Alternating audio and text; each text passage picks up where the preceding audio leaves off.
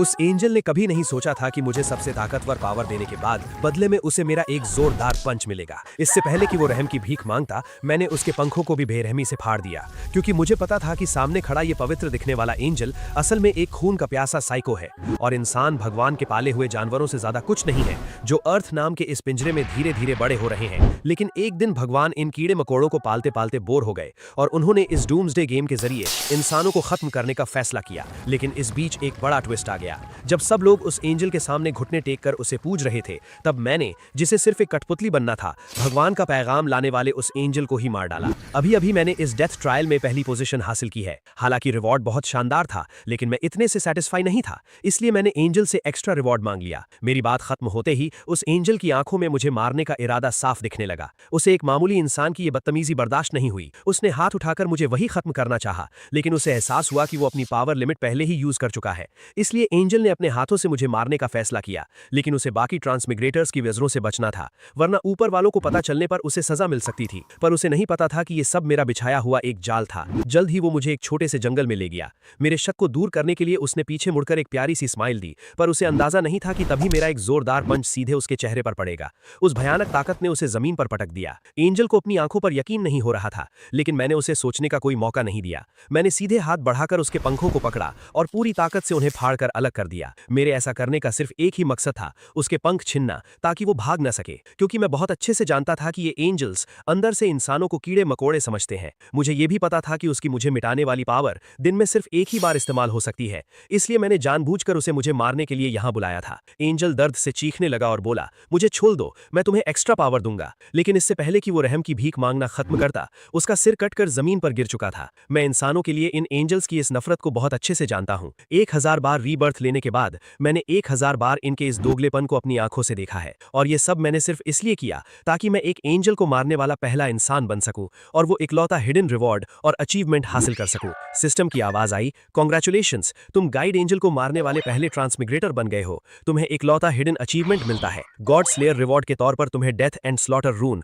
और angel blood दिया जाता है। 1000 बार रीबर्थ लेने के बाद जाकर मैंने इस राज को पूरी तरह से समझा था। खून की ये बोतल मेरे हिडन टैलेंट ग्रिम रीपर को जगा देगी। जिसके पास भी ये होगा, उसे मौत की असली जड़ से जुड़ी पावर मिल जाएगी। जैसे जैसे ये टैलेंट जागेगा, मेरी पावर्स भी धीरे धीरे अनलॉक होती जाएंगी। फर्स्ट स्टेज में आई ऑफ द डेथ गॉड मुझे किसी भी जिंदा चीज की कमजोरियों और उसकी मौत के रास्ते को देखने की ताकत देती है। इससे हायर स्टेज की पावर्स अभी अनलॉक नहीं हुई हैं, लेकिन मुझे पता है कि ग्रिम रीपर टैलेंट का अल्टीमेट फॉर्म इतना ताकतवर है कि वो पूरी दुनिया को चीर कर रख सकता है। पर मैं अच्छे से जानता हूं कि अभी इन सब में खो जाने का वक्त नहीं है। सभी ट्रांसमाइग्रेटर्स का क्लास चेंज लेवल 10 पर पहुंचने के बाद ही एक्टिवेट होगा। मुझे सबसे आगे रहना होगा, अपना टैलेंट अवेकनिंग पूरा करना होगा, ताकि मैं सबसे शानदार रिवॉर्ड्स हासिल कर सकूं। लेकिन ठीक उसी वक्त सिस्टम ने पहला ट्रायल खत्म होने की अनाउंसमेंट कर दी और पलक झपकते ही सभी की आत्माएं उनके असली शरीरों में वापस लौट गईं। वो एहसास ऐसा था जैसे किसी बहुत लंबे और डरावने सपने से जागे हों। लेकिन आसपास पड़ी अनगिनत लाशों ने सबको ये एहसास दिला दिया कि ये सब कुछ एकदम सच था। 1.8 बिलियन लोगों ने इस ट्रायल में हिस्सा लिया था और सिर्फ 900 मिलियन लोग ही जिंदा बचे थे। कुछ ही मिनटों में ये खबर पूरी दुनिया में फैल गई। हर देश की सरकार पैनिक में आ गई थी और सोशल मीडिया पर हर तरफ सिर्फ रोने चीखने और दुआओं की आवाजें थी। लेकिन मेरे पास इन सब पर ध्यान देने का टाइम नहीं था। मैंने हल्के से अपनी मुट्ठी बांधी और मेरे शरीर के अंदर से एक ऐसी पावर निकली जिसे शब्दों में बयान नहीं किया जा सकता। ट्रायल में मिले सारे स्टैट्स, स्किल्स और टैलेंट्स मेरे असली शरीर में भी आ चुके थे। आम लोग शायद इस बात से खुश होते, लेकिन मैं जानता था कि ये कोई अच्छी बात नहीं है। जैसे जैसे ट्रांसमाइग्रेटर्स की ताकत बढ़ेगी, वो आम इंसानों से कहीं ऊपर के लेवल के जीव बन जाएंगे। यहाँ तक कि सबसे एडवांस्ड वेपन्स भी उनका कुछ नहीं बिगाड़ पाएंगे। लॉ, ऑर्डर और इंसानियत, ये सब इस भयानक ताकत के सामने चकनाचूर हो जाएंगे और मुझे बस एक ही काम करना है, इन सारे ट्रांसमाइग्रेटर्स का बॉस बनना है, ताकि मैं भगवान को मारकर इस मनहूस टाइम लूप को हमेशा के लिए खत्म कर सकूं। लेकिन अभी मुझे एक और बहुत जरूरी काम निपटाना था। जब मैं भागता हुआ घर पहुंचा और दरवाजा खोला तो मेरी छोटी बहन लिन शियाक्सी सोफे पर सिकुड़ कर सो रही थी। उसके माथे पर सिलवटें थीं, जैसे वो कोई बुरा सपना देख रही हो। शियाक्सी, उठो। लिन शियाक्सी ने नींद में अपनी आंखें खोली और मुझे देखकर उसने चैन की सांस ली। भाई, मैंने अभी बहुत डरावना सपना देखा। मैंने देखा कि बहुत सारे लोग अचानक गायब हो गए हैं। कोई बात नहीं, तुम्हारा भाई तुम्हारे साथ है। चलो मेरे साथ एक जगह चलो। इतनी रात को कहाँ जाना है? एक इंसान को ढूंढने। मुझे जिसे ढूंढना था उसका नाम वांग वे था। मेरे पहले रीबर्थ की यादों के हिसाब से ये खुद को सीनियर कहने वाला लड़का हमेशा लिन शियाक्सी को बुली करता था। वो अपने बड़े शरीर का रौब दिखाकर हर दूसरे दिन लिन शियाक्सी को परेशान करता था। पैसे ऐंठना तो दूर की बात है, मेरी बात की कुछ रीबर्थ्स में तो उसने मेरी बहन को इतना मारा था कि उसे हॉस्पिटल में भर्ती करवाना पड़ा था। पहले रीबर्थ के वक्त मैं बहुत कमजोर था, मैं कुछ नहीं कर पाया, लेकिन इस बार सब अलग होगा। जल्द ही हम उस इलाके में पहुंच गए जहां वांग वे अक्सर घूमा करता था, और बिल्कुल वैसा ही हुआ। वो कुछ गुंडों के साथ गली के नुक्कड़ पर खड़ा था। लिन शियाक्सी को देखते ही वांग वे बेशर्मी से मुस्कुराते हुए हमारे पास आया। ओहो, शियाक्सी बहन इतनी रात को अपने सीनियर से मिलने आई है। पॉकेट मनी कितनी लाई हो? उसकी नजर मुझ पर थी ही नहीं। उसकी नजर में लिन शियाक्सी का भाई बस एक डरपोक और लूजर था जो उसका कुछ नहीं बिगाड़ सकता था। मैंने एक कदम आगे बढ़ाया, मेरी आवाज किसी ठहरे हुए पानी की तरह एकदम शांत। घुटनों पर बैठो और इससे सॉरी बोलो। गली में 2 सेकंड के लिए सन्नाटा छा गया। क्या ये बेवकूफ लड़का पागल हो गया है? लेकिन इससे पहले कि वो कुछ बोल पाता, मैंने एक झटके में उसकी कलाई पकड़ ली। हड्डी टूटने की वो भयानक आवाज उस शांत गली में गूंज उठी। वांग वेई की हंसी अचानक रुक गई और उसकी जगह एक दिल चीर देने वाली चीखने ले ली। उसके आसपास खड़े गुंडों को बात समझ में आई और वो अपने हाथ में जो कुछ भी आया उसे उठाकर मुझ पर टूट पड़े। मैंने अपना सिर झुकाकर एक लोहे की रॉड से खुद को बचाया और उल्टे हाथ से पहले आदमी की छाती पर एक जोरदार वार किया। वो आदमी जमीन से उछलकर 3 मीटर दूर हवा में उड़ता हुआ सीधा दीवार से जा टकराया। दूसरा आदमी और भी तेज था। उसने सीधा मेरे चेहरे पर पंच मारना चाहा, लेकिन मैंने आसानी से साइड होकर उसे चकमा दे दिया। मैंने तुरंत उसका कॉलर पकड़ा और उसे कचरे की तरह दूर फेंक दिया। 5 सेकंड से भी कम वक्त में गली में जमीन पर पड़ा सिर्फ वांग वेई बचा था। वो अपनी टूटी हुई कलाई को पकड़े हुए था और उसका चेहरा डर से सफेद पड़ चुका था। मैं नीचे बैठा और अपनी बर्फीली आंखों से उसे घूरते हुए बोला, क्या तूने न्यूज नहीं देखी? 1.8 बिलियन लोगों ने ट्रायल में हिस्सा लिया था, 900 मिलियन लोग मारे गए और मैं उस ट्रायल में फर्स्ट आया हूं। वांग वेई की आंखें फटी की फटी रह गई। जाहिर सी बात है, उसने न्यूज देखी थी। पूरी दुनिया उस अचानक आई तबाही की रिपोर्ट दिखा रही थी। जो लोग बच गए थे उन्हें इंसानों से परे की ताकत मिल गई थी और उन्हें ट्रांस माइग्रेटर्स कहा जाने लगा था, और उसके सामने खड़ा ये इंसान उस ट्रायल का विनर था। आज के बाद अगर तू गलती से भी मेरी बहन की नजरों के सामने दिखा तो मैं तेरी हालत मौत से भी बदतर कर दूंगा। ये कहकर मैं पलटा और मैंने लिन शियाक्सी का हाथ पकड़ लिया। मेरी बहन के हाथ हल्के हल्के कांप रहे थे। भाई, आप इतने ताकतवर कब बन गए? अब से तुम्हें किसी से डरने की जरूरत नहीं है। लेकिन घर वापस आने के बाद मैंने आराम नहीं किया। मैंने अपना कंप्यूटर ऑन किया और अपनी असली प्लानिंग शुरू कर दी। मेरी पिछली रीबर्थ्स की यादें मुझे बता रही थीं कि ट्रायल शुरू होने के बाद अगले 3 महीनों के अंदर पूरी दुनिया की इकोनॉमी बुरी तरह से क्रैश हो जाएगी। लेकिन उससे पहले एक खास वजह से एक स्टॉक की कीमत सैकड़ों गुना बढ़ने वाली थी, और वो स्टॉक था स्टार शील्ड ग्रुप का। स्टार शील्ड ग्रुप का चेयरमैन किन मोहन खुद एक ट्रांसमाइग्रेटर था और उसके पास डार्क नाइट का हिडन टैलेंट था, और उसकी ताकत हद से ज्यादा खतरनाक थी। आने वाले कुछ ही महीनों में वो ट्रांसमाइग्रेटर्स की पावर का इस्तेमाल करके अपने बिजनेस को बहुत तेजी से फैलाएगा और स्टार शील्ड ग्रुप को एक नई छोटी सी कंपनी से $1 ट्रिलियन की कंपनी बना देगा। मैंने अपनी सारी सेविंग्स और फर्स्ट राउंड के ट्रायल से कमाए हुए सारे गोल्ड कॉइंस को मिलाकर स्टार शील्ड ग्रुप के स्टॉक्स में इन्वेस्ट कर दिया। 2.5 दिन बाद स्टॉक्स की कीमत आसमान छूने लगी और मेरी दौलत भी रॉकेट की तरह बढ़ गई।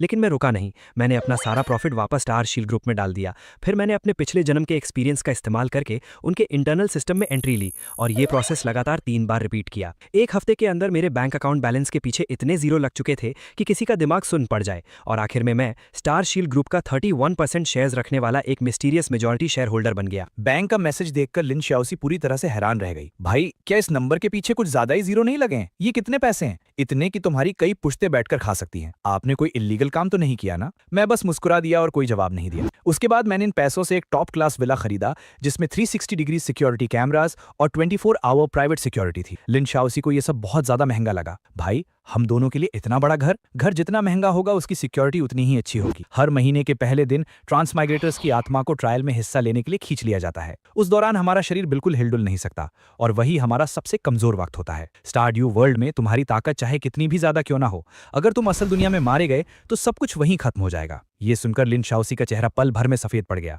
2.5 दिन बाद सेकंड राउंड का ट्रायल शुरू होने वाला था। मैंने लिन शियाओसी के सिर पर हाथ फेरा और उसे तसल्ली दी कि जब मेरी आत्मा शरीर से बाहर होगी तब सिक्योरिटी गार्ड्स पूरी तरह से उसकी हिफाजत करेंगे। जब मैंने दोबारा अपनी आंखें खोली तो मैं स्टारड्यू वर्ल्ड में पहुंच गया। पहले राउंड से अलग इस बार हम किसी बंजर मैदान में नहीं बल्कि घने जंगल से घिरे हुए पुराने पत्थरों के शहर में टेलीपोर्ट हुए थे। हवा में एक अजीब सी खुशबू महक रही थी। ये खुशबू स्टारड्यू वर्ल्ड के खास ट्री ऑफ लाइफ की थी। सभी ट्रांसमाइग्रेटर्स को इसी पत्थरों के शहर में टेलीपोर्ट किया गया था और उनमें से बहुत से लोगों ने मुझे पहचान लिया। ब्लैक साइथ वाला ग्रिम रीपर, हर कोई अपने आप ही मुझसे दूरी बना रहा था। उनकी आंखों में इज्जत और खौफ दोनों साफ दिख रहे थे। तभी अचानक हवा में से एक एंजल प्रकट हुआ। सब लोग हैरान थे कि ये वो वाला पहले वाला एंजल क्यों नहीं है। उसने मुस्कुराते हुए बताया कि पिछले गाइड एंजल के साथ एक हादसा हो गया है और अब सेकंड ट्रायल में वो ट्रांसमाइग्रेटर्स को गाइड करेगा। लेकिन मेरी नजरों में वो सिर्फ उनके दोगलेपन का एक और मुखौटा था। इसके बाद एंजल ने रूल्स अनाउंस करना शुरू किया। ट्रांसमाइग्रेटर्स को 3 घंटे के अंदर अपना एक जोन रिप्रेजेंटेटिव चुनना था। अच्छी खबर ये थी कि इस राउंड में किसी को आपस में लड़ने मरने की जरूरत नहीं थी। जिसे चुना जाएगा वो उस जोन के सभी ट्रांसमाइग्रेटर्स को कंट्रोल कर सकेगा, यहाँ तक कि उनकी जिंदगी और मौत का फैसला भी कर सकेगा। 2.5 घंटे बाद वोटिंग शुरू होगी और जो लोग वोटिंग पूरी कर लेंगे उन्हें वापस असली दुनिया में टेलीपोर्ट कर दिया जाएगा। ये सुनकर कि किसी की जान नहीं जाएगी, सब लोग खुशी से पागल हो गए। लेकिन मुझे अच्छे से पता था कि जोन रिप्रेजेंटेटिव चुनना सबसे जरूरी चीज नहीं है। सेकंड राउंड के ट्रायल में एक हिडन क्वेस्ट था, लेकिन उसे ट्रिगर करने के लिए लेवल 10 तक पहुंचना जरूरी था। इसलिए मैंने शहर में टाइम वेस्ट नहीं किया और सीधे स्टारड्यू वर्ल्ड के जंगल की तरफ निकल गया। इस दुनिया का जंगल अर्थ के जंगलों से बिल्कुल अलग था। यहाँ के पेड़ कई मीटर ऊंचे थे और उनकी टहनियों ने आसमान को पूरी तरह से ढक लिया था। पेड़ों के तनों पर हल्की हल्की चमकने वाली काई लगी हुई थी। हवा में नमी और गर्मी थी और बीच बीच में दूर से किसी जानवर के गुर्राने की भारी आवाज आ रही थी। ये एक असली दुनिया थी, कोई वर्चुअल गेम या इल्यूजन नहीं। यहाँ का हर एक पत्ता, हर एक कीड़े की आवाज, सब कुछ सच में जिंदा था। मुझे जंगल के बाहरी हिस्से में एक गॉब्लिन मिला। मैं तुरंत आगे बढ़ा और एक ही बार में उसका काम तमाम कर दिया। लेकिन बाहर की तरफ मॉन्स्टर्स बहुत कम थे। मैं जल्दी ही जंगल के और गहरे हिस्से में पहुंच गया, जहां गॉब्लिन्स के झुंड और उनके ठिकाने मौजूद थे। कोई भी नॉर्मल ट्रांसमाइग्रेटर अगर यहां आ जाता तो उसका जिंदा वापस लौटना नामुमकिन था। लेकिन मेरे चेहरे पर एक एक्साइटेड स्माइल आ गई। अंधेरे में मेरी आई ऑफ द डेथ गॉड एक डरावनी नीली रोशनी के साथ चमकने लगी। हर एक गॉब्लिन के शरीर की सबसे बड़ी कमजोरी अब मुझे साफ साफ दिखाई दे रही थी। मैंने एक एक करके सबको काटना शुरू किया और आधे घंटे के अंदर ही मेरा लेवल 9 हो गया। मैंने बिना सोचे अपने सारे स्टैट पॉइंट्स एजिलिटी पर लगा दिए। मेरी 1000 बार रीबर्थ लेने की एक्सपीरियंस मुझे बताती थी कि शुरुआत में तुम्हारा शरीर चाहे कितना भी मजबूत क्यों ना हो, तुम एक फेटल अटैक को नहीं रोक सकते। लेकिन अगर तुम्हारी स्पीड तेज है तो तुम किसी भी अटैक को बेकार कर सकते हो। लेकिन ठीक उसी वक्त मुझे अपने पीछे किसी के होने का एहसास हुआ। मेरी आई ऑफ द डेथ गॉड ने 2 जिंदा लोगों की आकृतियों को देख लिया था। एक पेड़ के पीछे था और दूसरा झाड़ियों के बीच। मैंने अपना खंजर उठाया और बोला, बाहर आओ। एक औरत पेड़ के पीछे से बाहर निकली। वो एक ट्रांसमाइग्रेटर थी और फिर उसके पीछे से एक आदमी भी बाहर आया। जैसे ही मैंने उस आदमी का चेहरा साफ देखा, मेरी आंखें फटी रह गईं। वो सूज़े हान था, किन मुहान का राइट हैंड और एक बेहद ताकतवर ट्रांसमाइग्रेटर। पिछले जन्म में वो डार्क नाइट ऑर्डर का कोर मेंबर था और उन टीममेट्स में से एक था जिन्हें मैं ढूंढ रहा था। और वो औरत एक मशहूर एक्ट्रेस थी जिसका नाम मू चिंग मान था,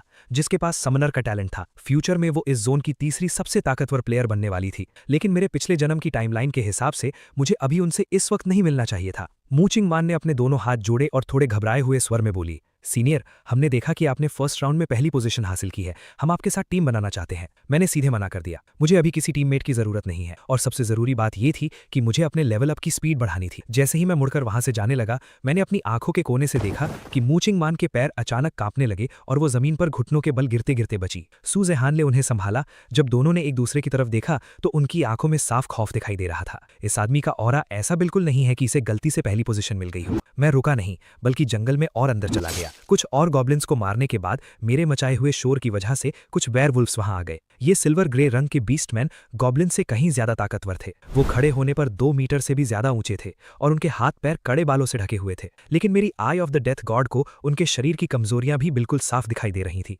मैंने मुस्कुराते हुए हिसाब लगाया, ये मुझे लेवल 10 तक पहुंचाने के लिए काफी होंगे। मेरी साइट हवा में लहराई और भेड़ियों का खून चारों तरफ छलक गया। सिस्टम ने कहा, कांग्रेचुलेशंस, आपका लेवल 10 हो गया है। शॉप का फीचर अनलॉक कर दिया गया है। सिस्टम ने डिटेक्ट किया है कि आपके पास एंजल ब्लड है। क्या आप अपना हिडन टैलेंट अवेकन करना चाहते हैं? मैंने बिना एक पल सोचे एंजल ब्लड को यूज करने का ऑप्शन चूज किया। वो खून एक नीली आग की लपट में बदल गया और मेरी हथेली से होता हुआ मेरे शरीर के अंदर समा गया। उसी पल मेरी आत्मा की गहराई से एक इतनी भयानक ताकत निकली जिसने मुझे कंपा कर रख दिया। जमीन पर मेरी परछाई मुड़ने और बदलने लगी और आखिर में वो एक काले रंग की साइथ में बदल गई। मेरा हिडन टैलेंट ग्रिम रीपर का फर्स्ट स्टेज अवेकनिंग पूरा हो गया है। मुझे मेरा एक्सक्लूसिव वेपन सोल डिवाउरिंग साइथ मिल गया है। Eye of the death god activate हो गई है, साथ ही अटर्नल नाइट डोमेन और सोल हार्वेस्ट भी। मुझे डेथ गॉड मार्क मिला है जो टारगेट पर मेरा डैमेज 120% बढ़ा देगा। मुझे गॉड स्लेयर का टाइटल मिला है जिसका एडिशनल इफेक्ट है कि ये डिवाइन क्रीचर्स पर डबल डैमेज करेगा। उसके बाद मैंने शॉप खोली और 20,000 गोल्ड कॉइंस खर्च करके एक ट्रैकिंग स्किल खरीदी। मैंने सीधा उस ट्रैकिंग स्किल को एक ऐसे इंसान पर यूज किया जिससे मैं बेइंतहा नफरत करता था, ही योंग मिंग। मुझे ये देखकर हैरानी हुई कि वो लड़का मुझसे ज्यादा दूर नहीं था। बहुत बढ़िया। दिया, लेकिन उसका पीछा करने से पहले जंगल की गहराई से एक अजीब सा शोर सुनाई दिया। वो किसी मॉन्स्टर की आवाज नहीं थी, बल्कि इंसानों के चिल्लाने की आवाज थी। नहीं, वो पूरी तरह से इंसान भी नहीं थे। उस आवाज में एक बेहद साफ और रूहानी सी टोन मिली हुई थी, जो ऐसी लग रही थी जैसे जंगल में बहते पानी और हवा की आवाज आपस में मिल गई हो। मैं उस आवाज का पीछा करते हुए आगे बढ़ा। फर्न के बड़े बड़े पौधों को पार करने के बाद मेरे सामने जो नजारा था उसे देखकर मेरे कदम रुक गए। ट्रांस माइग्रेटर्स का एक छोटा सा ग्रुप जिसमें लगभग 7-8 लोग थे, उन्होंने एक कोने को घेर रखा था। उनके हाथों में हथियार थे और उनके चेहरों पर लालच और एक्साइटमेंट साफ झलक रहा था। और उनके बीचों बीच खून से लथपथ एक लड़की एक विशाल पेड़ की जड़ों के पास सिकुड़ कर बैठी थी। वो इंसानों जैसी नहीं थी। उसके लंबे सिल्वर व्हाइट बालों के बीच से उसके नुकीले कान बाहर निकले हुए थे। उसकी स्किन इतनी गोरी थी कि लगभग ट्रांसपेरेंट लग रही थी। उसके उलझे हुए सिल्वर व्हाइट बाल और उसकी हरी आंखों में डर और एक अजीब सी जिद साफ दिखाई दे रही थी। वो एक एल्फ थी, स्टार ड्यू वर्ल्ड की लोकल रहने वाली। मेरी 1000 बार रीबर्थ लेने की यादों में एल्फ्स इस दुनिया की सबसे पुरानी जातियों में से एक थे। वो नेचर के साथ मिलकर रहते थे। उनके पास बेहद ताकतवर मैजिकल टैलेंट्स और एक बहुत लंबी उम्र होती थी। लेकिन भगवान के लगातार ट्रायल्स भेजने की वजह से भारी गिनती में ट्रांस माइग्रेटर्स इस स्टार ड्यू वर्ल्ड में घुस गए। एल्फ्स के इलाके पर लगातार कब्जा किया जा रहा था और उनकी पूरी नस्ल लगभग खत्म होने की कगार पर पहुंच गई थी। और मेरे सामने बैठी ये लड़की, मेरी आई ऑफ द डेथ गॉड ने उसके शरीर को स्कैन किया। उसकी लाइफ फोर्स बहुत तेजी से कम हो रही थी। उसके शरीर पर ऐसे कई गहरे घाव थे जिनमें से उसकी हड्डियां तक दिख रही थी। लेकिन जिस चीज ने मुझे सबसे ज्यादा हैरान किया वो थी उसके शरीर में बहने वाली मैजिकल पावर। वो एल्विन रॉयल फैमिली की ब्लड लाइन पावर थी। अगर अक्ल है तो हमारे काम में दखल मत देना। उन ट्रांस माइग्रेटर्स के लीडर ने मुड़कर देखा, लेकिन मुझे देखते ही उसके चेहरे का रंग उड़ गया। साफ था कि उसने मुझे पहचान लिया था, पर उसके लालच ने उसके डर को दबा दिया। उसने कहा, ये एल्फ बहुत महंगी बिकेगी। सिस्टम ने बताया है कि रेयर स्पीशीज को मारने पर स्पेशल रिवॉर्ड मिलेगा। अगर तुम भी हिस्सा लेना चाहते हो तो हम तुम्हें। पर इससे पहले कि वो अपनी बात पूरी करता, मैं उसके सामने खड़ा था और मेरी सोल डिवाउरिंग साइट उसके सीने को आर पार कर चुकी थी। जब मेरी ताकत के बारे में जानते हो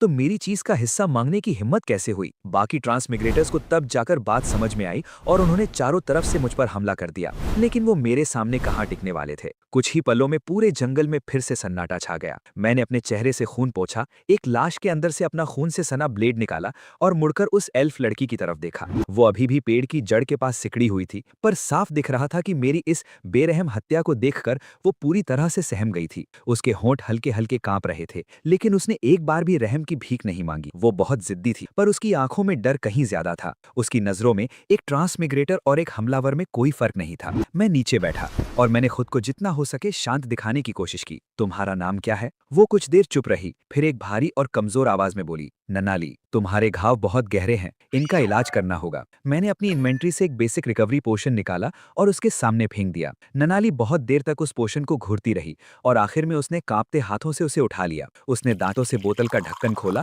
और पोशन को अपने घावों पर डाल लिया। वो हरे रंग का लिक्विड उसकी स्किन के अंदर जाने लगा और देखते ही देखते उसके घाव तेजी से भरने लगे। तुम्हारे लोग कहाँ हैं? ये सुनते ही उसका शरीर जैसे सुन्न पड़ गया। मारे गए। ये 2 शब्द बोलने में ही जैसे उसकी सारी ताकत खत्म हो गई थी। पिता तो पिछले ट्रायल के आते ही लड़ते लड़ते मारे गए थे और माँ 3 दिन पहले उसने एक बार मेरी तरफ देखा, थोड़ी देर हिचकिचाई, फिर बोली, उन हमलावरों ने उन्हें मार दिया। पूरे एमरल्ड फॉरेस्ट ट्राइब में अब सिर्फ मैं ही जिंदा बची हूँ। एल्विन रेस खत्म होने की कगार पर है। मेरे पिछले जन्म की यादों में मैं सेकंड राउंड के ट्रायल में कभी किसी जिंदा एल्फ से नहीं मिला था। इसका मतलब है कि असली टाइमलाइन में ननाली शायद इसी वक्त तक मर चुकी थी। ये मैं था जिसने उन ट्रांसमिग्रेटर्स को मारकर उसकी किस्मत बदल दी थी। लेकिन पता नहीं क्यों उसे इस तरह से जिद में अपने होंठ चबाते देखकर मुझे अंदर से कुछ अजीब सा महसूस हुआ। 1000 बार रीबर्थ लेने के बाद मैंने इतनी ज्यादा मौत और निराशा देखी थी कि मेरा दिल लोहे की तरह ठंडा और सख्त हो चुका था। लेकिन इस वक्त अपना सब कुछ खो चुकी इस एल्फ लड़की को देखकर मुझे न जाने क्यों उसमें अपनी पुरानी झलक दिखाई दी। क्या तुम्हें पता है कि आसपास एल्फ्स का कोई और ठिकाना है?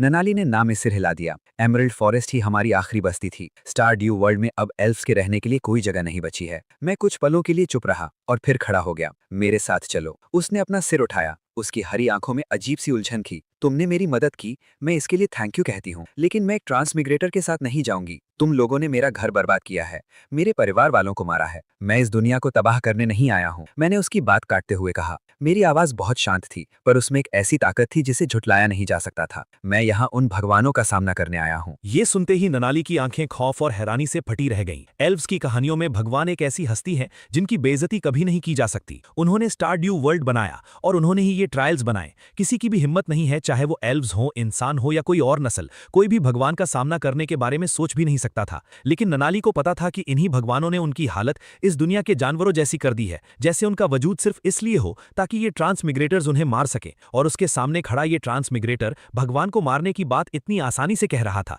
जैसे वो कोई नॉर्मल काम हो। क्या तुम पागल हो गए हो? शायद। मैंने मुड़कर उसे देखा। पर क्या तुम्हारे पास कोई बेहतर रास्ता है? ननाली बहुत देर तक चुप रही, फिर उसने अपने घायल शरीर के सहारे खुद को खड़ा किया और लड़खड़ाते कदमों से मेरे पीछे पीछे चलने लगी। मेरा नाम ननाली एल्विन है, एमरल्ड फॉरेस्ट की आखिरी प्रिंसेस। उसकी आवाज में अभी भी थोड़ी सी जिद थी। मैं तुम्हारे साथ नहीं आ रही, बस मेरे पास अभी जाने के लिए कोई जगह नहीं है। मैंने पीछे मुड़कर नहीं देखा, लेकिन मेरे चेहरे पर एक हल्की सी मुस्कान आ गई। शायद मेरी ये रीबर्थ सच में मुझे भगवान को मारने का रास्ता दिखा दे। ननाली को लेकर जंगल में आगे बढ़ते हुए भी मैंने अपने लेवल अप करने की स्पीड कम नहीं की। उसकी रिकवरी स्पीड मेरी उम्मीद से कहीं ज्यादा तेज थी। एल्विन रॉयल फैमिली के खून ने उसे आम इंसानों से कहीं ज्यादा तेजी से हील होने की ताकत दी थी। सिर्फ आधे घंटे के अंदर ही वो बिना किसी सहारे के खुद चल सकती थी। पर जिस चीज ने मुझे सबसे ज्यादा हैरान किया वो ये था कि उसकी फाइटिंग स्किल्स भी वैसी नहीं थी जैसी बाहर से लग रही थी। जब गॉब्लिन्स का एक झुंड झाड़ियों में से कूदकर बाहर आया तो ननाली ने तुरंत अपना हाथ उठाया। जमीन फाड़कर हरे रंग की बेलें निकली और उन्होंने 2 गॉब्लिन्स को हवा में ही जकड़ लिया। नीचर की पावर, एल्विन रेस का नेचुरल मैजिक। हालांकि चोट लगने की वजह से उसका ये जादू सिर्फ 3 सेकंड तक ही टिका और फिर टूट गया, लेकिन इससे उसकी असली ताकत का अंदाजा हो गया था। तुम अभी भी लड़ सकती हो। एल्व्स कभी किसी बाहरी इंसान के सामने अपनी कमजोरी नहीं दिखाते। उसने अपना सिर ऊंचा करके कहा, लेकिन उसका पीला पड़ा हुआ चेहरा साफ बता रहा था कि वो सिर्फ दिखावा कर रही है।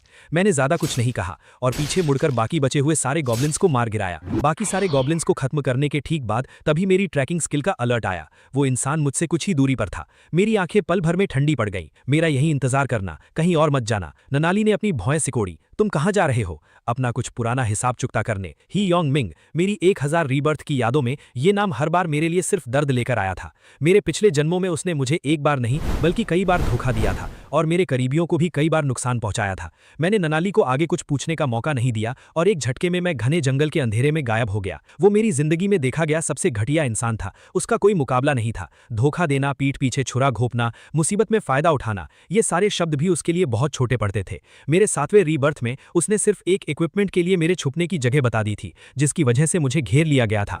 123वीं रिबर्थ में जब मैं बुरी तरह घायल था तब उसने खुद अपने हाथों से मेरा गला रेत दिया था। 409वीं रिबर्थ में उसने अपने हाथों से लिन श्योक्सी को मार डाला था। लिन श्योक्सी की चीखें आज भी मेरे बुरे सपनों में गूंजती हैं। 1000 बार इस टाइम लूप में फंसने के बाद भी एक बार भी ऐसा नहीं हुआ जब वो सुधरा हो। मैं चाहे टाइमलाइन को कितनी बार भी क्यों ना बदल दूं, मैं चाहे उसे कितने भी मौके क्यों ना दे दूं, ये इंसान अंदर से एक इंसान की खाल में छुपा भेड़िया ही था। इसलिए अपने 500वें रिबर्थ के बाद मैंने सोचना छोड़ दिया। हर जन्म में जब भी मुझे हे योंगमिंग मिलता मैं उसे बेरहमी से मार डालता। घने जंगल के बीच एक खूनी खेल चल रहा था। मू क्विंग वान के बाएं पैर पर किसी तेज धार वाले हथियार का बहुत गहरा कट लगा था, जिससे उसकी हड्डी तक दिख रही थी। उसका आधा पैंट खून से सन चुका था। वो एक बड़े पेड़ के पीछे टिकी हुई थी। उसका चेहरा खून की कमी से बिल्कुल सफेद पड़ चुका था और उसके होंठ हल्के नीले पड़ गए थे। सू जहान उसके सामने ढाल बनकर खड़ा था। उसके हाथ में एक छोटा खंजर था और उसके अंगूठे के पास का हिस्सा फट चुका था, लेकिन उसकी आंखों में कोई डर नहीं था। और उनके ठीक सामने हे योंगमिंग अपने 6 आदमियों के साथ धीरे धीरे उन्हें चारों तरफ से घेर रहा था। भाग क्यों रहे हो? हे योंगमिंग के मुंह में घास का तिनका दबा हुआ था और वो एक घटिया मुस्कान के साथ हंस रहा था। चुपचाप मेरी बात मान लो तो ये बॉस तुम्हारी जान बख्श देगा। छोटी मैडम, तुम दिखने में बहुत अच्छी हो, मेरे साथ रहो, मैं गारंटी देता हूं कि इस सड़ी हुई जगह पर भी तुम्हें ऐशो आराम से रखूंगा। बकवास बंद कर। सुजेहान की आवाज एकदम ठंडी थी। ओहो, बहुत अकड़ है तेरे अंदर। हे योंगमिंग ने अपना सिर टेढ़ा किया और उसकी आंखों में एक खतरनाक चमक आ गई। तो फिर सबसे पहले इसकी इसी अकड़ को तोड़ते हैं, देखते हैं फिर ये कितना अकड़ता है। हमला करो। उसके 6 आदमियों ने एक साथ हमला कर दिया। सुजेहान कमजोर नहीं था। उसके खंजर ने पहले 2 आदमियों के वार को रोक लिया, लेकिन तीसरे आदमी के भाले ने उसके कंधे को चीर दिया और चौथे आदमी की लोहे की रॉड जोर से उसकी पीठ पर जा लगी। वो एक घुटने के बल जमीन पर गिर पड़ा, पर उसने दांत भींचकर खुद को पूरी तरह से गिरने नहीं दिया। हे योंगमिंग धीरे धीरे चलता हुआ उसके पास आया और ऊपर से उसे नीची निगाहों से देखते हुए बोला, अभी भी हार नहीं मानी। उसने अपना पैर उठाया और सुजेहान के घाव के ऊपर रखकर उसे बेरहमी से कुचल दिया। सुजेहान के मुंह से दर्द की एक हल्की सी आवाज निकली। उसके माथे की नसें फूल गईं, लेकिन उसने एक बार भी चीख नहीं निकाली। मजा आ रहा है। हे योंगमिंग ने अपना पैर वापस लिया और मुड़कर मू क्विंग वान की तरफ देखा। क्योंकि इसे समझ नहीं आ रहा है तो उसकी बात पूरी नहीं हो पाई क्योंकि एक काले रंग की साइड बिना किसी आवाज के उसकी गर्दन पर आ चुकी थी। ब्लेड की धार उसकी गर्दन की नस से 1 मिलीमीटर से भी कम दूरी पर थी। हे योंगमिंग का शरीर शून्य पड़ गया। उसे एहसास तक नहीं हुआ कि कोई उसके पास आ गया है। ना कोई कदमों की आवाज, ना हवा की आवाज, ना ही किसी की सांस लेने की आवाज। ऐसा लग रहा था जैसे खुद मौत का भगवान हवा में से निकल कर आ गया हो। हिलना मत। मेरी आवाज उसके पीछे से आई। मेरी टोन इतनी नॉर्मल थी जैसे मैं कह रहा हूं कि आज मौसम कितना अच्छा है, लेकिन उस साइट पर चमकते हुए नीले रंग की रून्स एक ऐसी डरावनी ऑरा छोड़ रहे थे जो किसी के भी खून को जमा दे। वो सिर्फ कोई मारने का इरादा नहीं था, बल्कि वो खुद मौत की महक थी। ही योंगमिंग के 6 आदमी अपनी जगह पर बुत बनकर खड़े रह गए। उनके चेहरों की अकड़ पल भर में खौफ में बदल गई। उन्होंने साइट को देख लिया था। फर्स्ट राउंड के ट्रायल में हर किसी ने उस हथियार की कहानी सुनी थी, सोल डिवॉरिंग साइट। फर्स्ट ट्रायल के विनर का हथियार ब्लैक साइट। उनमें से एक आदमी की आवाज डर के मारे कांप रही थी। ही योंगमिंग ने अपना थूक निगला, उसके माथे से ठंडा पसीना नीचे टपका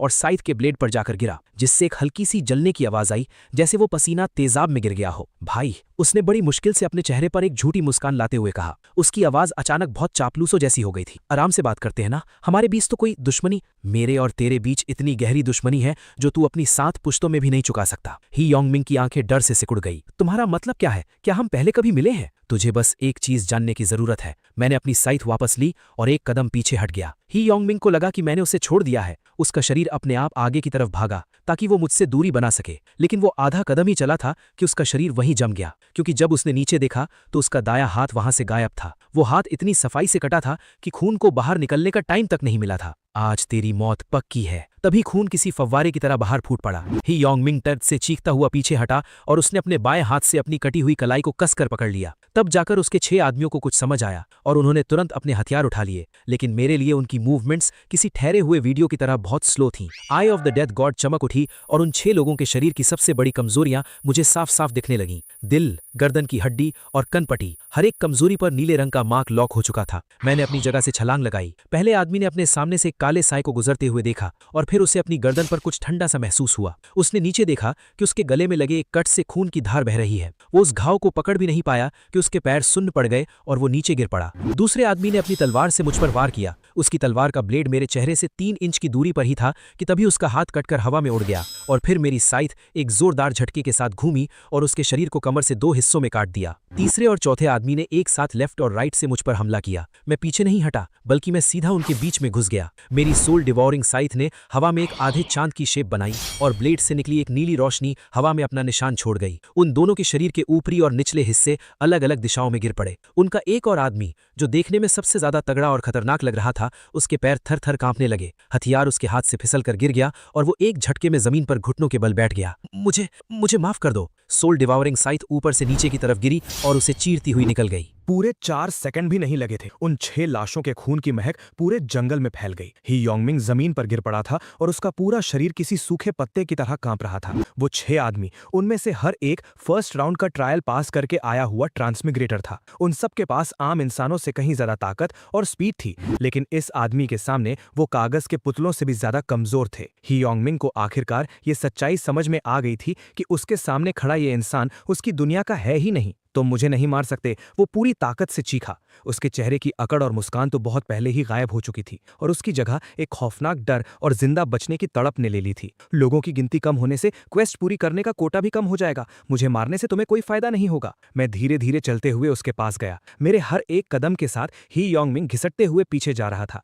आखिर में उसकी पीठ एक बड़े पेड़ से जा टकराई। अब उसके पास पीछे जाने का कोई रास्ता नहीं था। मेरी बात सुनो। उसकी आवाज एकदम बदल चुकी थी। वो किसी ऐसे चूहे की तरह चीख रहा था जिसका गला दबा दिया गया हो। मैं तुम्हारे लिए काम करूंगा। मेरे पास बहुत इंफॉर्मेशन है। मैं बहुत से लोगों के राज जानता हूं। मैं तुम्हारे लिए, तुम मेरे लिए क्या कर सकते हो? मैंने उसके सामने खड़े होकर हंसते हुए पूछा। मैं ऊपर से उसे नीची निगाहों से घूर रहा था। आई ऑफ द डेथ गॉड को ही योंगमिंग की लाइफलाइन एक फड़फड़ाती हुई मोमबत्ती की तरह कमजोर और दयनीय दिख रही थी, जो किसी भी वक्त बुझने वाली थी। तुम मेरे लिए 7th रीबर्थ में मेरे छुपने की जगह बता सकते हो, या 123rd रीबर्थ में मेरा गला रेत सकते हो, या फिर 409th रीबर्थ में? मैं नीचे बैठा और मैंने अपनी साइट की नोक उसके गले के नीचे अड़ा दी। मेरे सामने मेरी बहन को एक एक कट लगाकर तड़पा सकते हो? ही योंगमिंग की आंखें डर के मारे फैल गईं। उसे कुछ समझ नहीं आ रहा था कि मैं क्या बोल रहा हूं, लेकिन मेरी आंखों में भरी उस बेइंतहा नफरत को देखकर उसकी रूह तक कांपने लगी। मुझे नहीं पता तुम क्या बोल रहे हो, ही योंगमिंग रोते रोते चिल्लाया। उसके पूरे चेहरे पर आंसू और पसीना फैला हुआ था। मुझे सच में कुछ नहीं पता। हम पहले कभी कभी नहीं मिले हैं, प्लीज मुझे जाने दो, मैं दोबारा कभी।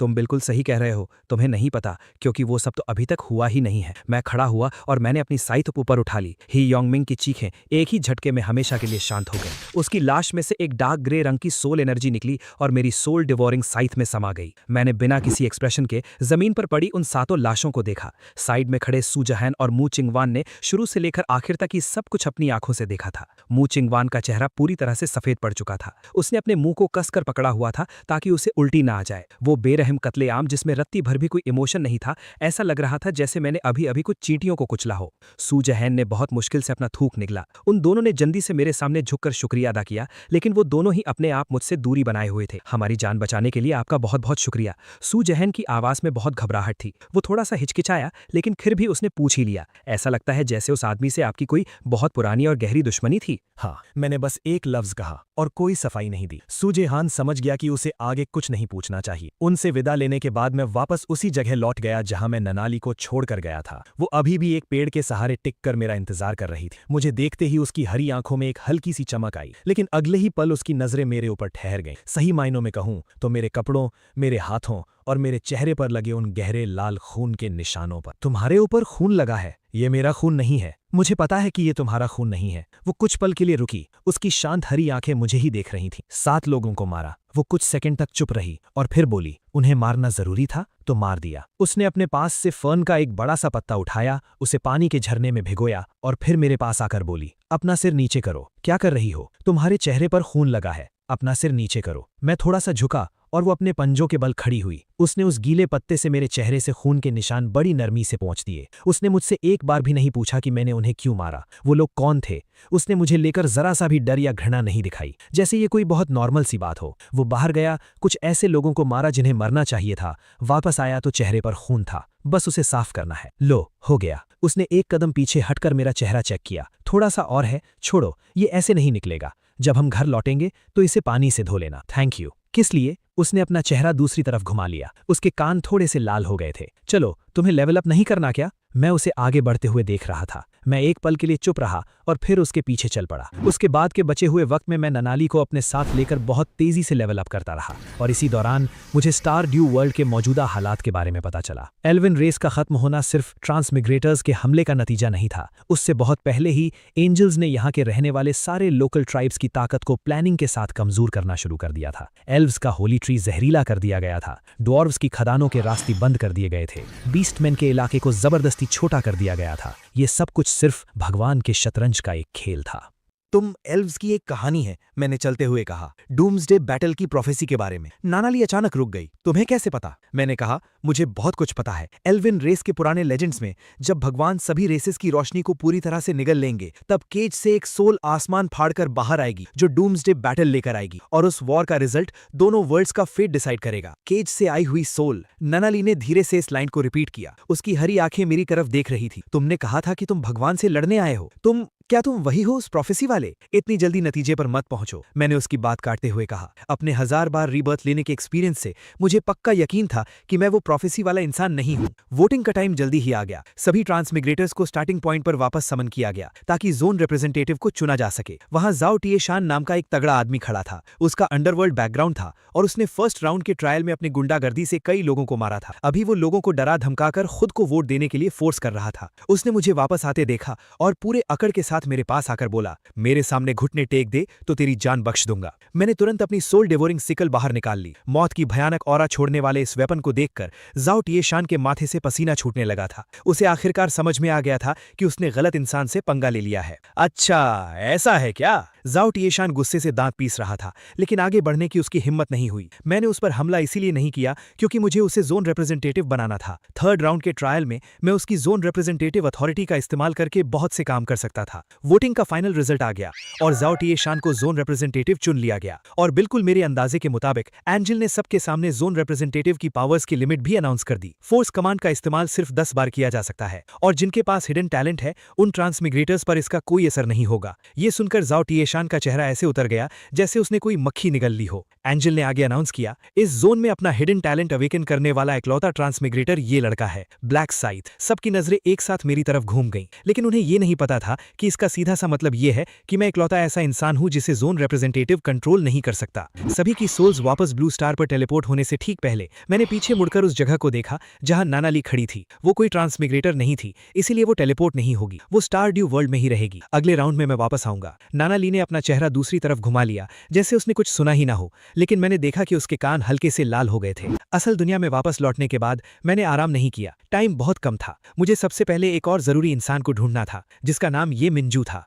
वो उन टीममेट्स में से एक थी जिन्हें मुझे ढूंढना था, और सबसे जरूरी बात यह थी कि उसके पास इकलौता हिडन टैलेंट गार्डियन था जो अपने आसपास के टारगेट्स के सभी स्टैट्स को 50% तक बढ़ा सकता था। इसके साथ ही उसके पास गार्डियन रून भी था जो एक साथ 5 टारगेट्स को शील्ड दे सकता था। टीम फाइट्स में ऐसी एबिलिटी सच में बेशकीमती थी। मेरे पिछले जन्म की यादों के हिसाब से ये मिंजू इस वक्त एक डेजर्ट शॉप में पार्ट टाइम काम कर रही होगी। मैंने उसे जल्दी ही ढूंढ लिया। पोनीटेल वाली एक लड़की काउंटर के पीछे केक पैक करने में बिजी थी। मुझे अंदर आके देखकर उसने अपना सिर उठाया और एक पल के लिए रुक गई। क्या तुम मेरे क्लासमेट हो? मैंने ऐसा दिखावा किया जैसे मैं उससे पहली बार मिल रहा हूँ। लिन यू, ये बहुत जरूरी था। मेरे पिछले जन्म का एक्सपीरियंस मुझे बताता था कि अगर मैं शुरू से ही उसे जानने का दिखावा करूंगा तो वो मुझ पर शक करने लगेगी। इसके बजाय अगर मैं इसे एक अचानक हुई मुलाकात की तरह दिखाऊंगा तो वो मुझ पर आसानी से भरोसा कर लेगी। सॉरी क्लासमेट, मुझे ठीक से याद नहीं आ रहा। ये मिंजू के चेहरे पर एक पल के लिए उदासी छा गई, लेकिन अगले ही पल उसने फिर से स्माइल कर दिया। कोई बात नहीं, वैसे भी क्लास में मुझ पर कोई ज्यादा ध्यान नहीं देता। तुम क्या खाना चाहोगी? मैंने एक टिरामिसू ऑर्डर किया और पेमेंट करते वक्त उसे जानबूझकर कुछ एक्स्ट्रा पैसे दे दिए। लिन यू,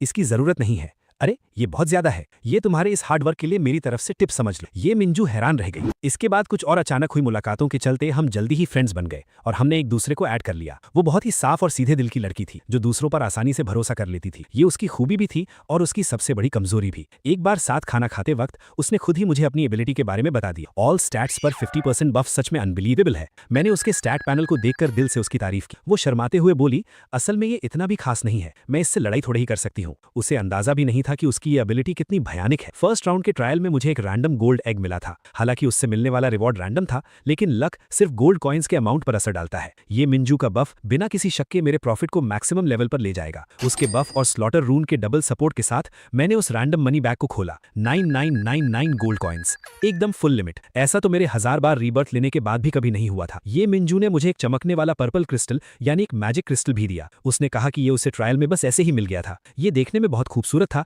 लेकिन उसे नहीं पता था कि इसका क्या यूज है। उस क्रिस्टल को देखकर मेरे अंदर जैसे खुशी की लहर दौड़ गई। पर्पल मैजिक क्रिस्टल 7 रंगों में सबसे रेयर था। लेवल 20 पर इनले फंक्शन अनलॉक होने के बाद इसे वेपन में लगाकर सारे स्टैट्स को एक साथ बढ़ाया जा सकता है। लेट गेम में इस चीज की कीमत का अंदाजा भी नहीं लगाया जा सकता। थैंक यू, ये मेरे लिए बहुत काम की चीज है। ये मिंजू ने मुस्कुराते हुए कहा। तुमने मेरी इतनी मदद की है, उसके सामने ये पत्थर क्या चीज है। लेकिन उसे नहीं पता था कि इस पत्थर की कीमत करोड़ों में थी। जल्द ही थर्ड राउंड का ट्रायल शुरू हो गया। अपनी आत्मा के शरीर से बाहर निकलते ही मुझे एहसास हो गया था कि इस बार कुछ अलग होने वाला है। इस बार हमारी टेलीपोर्ट डेस्टिनेशन पिछले राउंड वाला पत्थरों का शहर नहीं, बल्कि ऊंची दीवारों से घिरा हुआ एक बड़ा सा फोर्ट्रेस था। उस फोर्ट्रेस के बीचों बीच एक विशाल क्रिस्टल रेलिक रखा हुआ था। इस बार भी ट्रांसमाइग्रेटर्स को अलग अलग जोन में बांटा गया था। मेरे जोन के लोगों को उस फोर्ट्रेस के अंदर टेलीपोर्ट किया गया था। वहां कुल 4900 लोग थे। एंजल प्रकट हुआ और उसने ऐसे रूल्स अनाउंस किए जिन्हें सुनकर सबके रोंगटे खड़े हो गए। इस रेलिक को 3 घंटे तक टूटने से बचाना है। ट्रायल पास करने वालों की गिनती सिर्फ 1225 होगी, जिसका सीधा सा मतलब था कि 3/4 लोग इसमें मारे जाएंगे।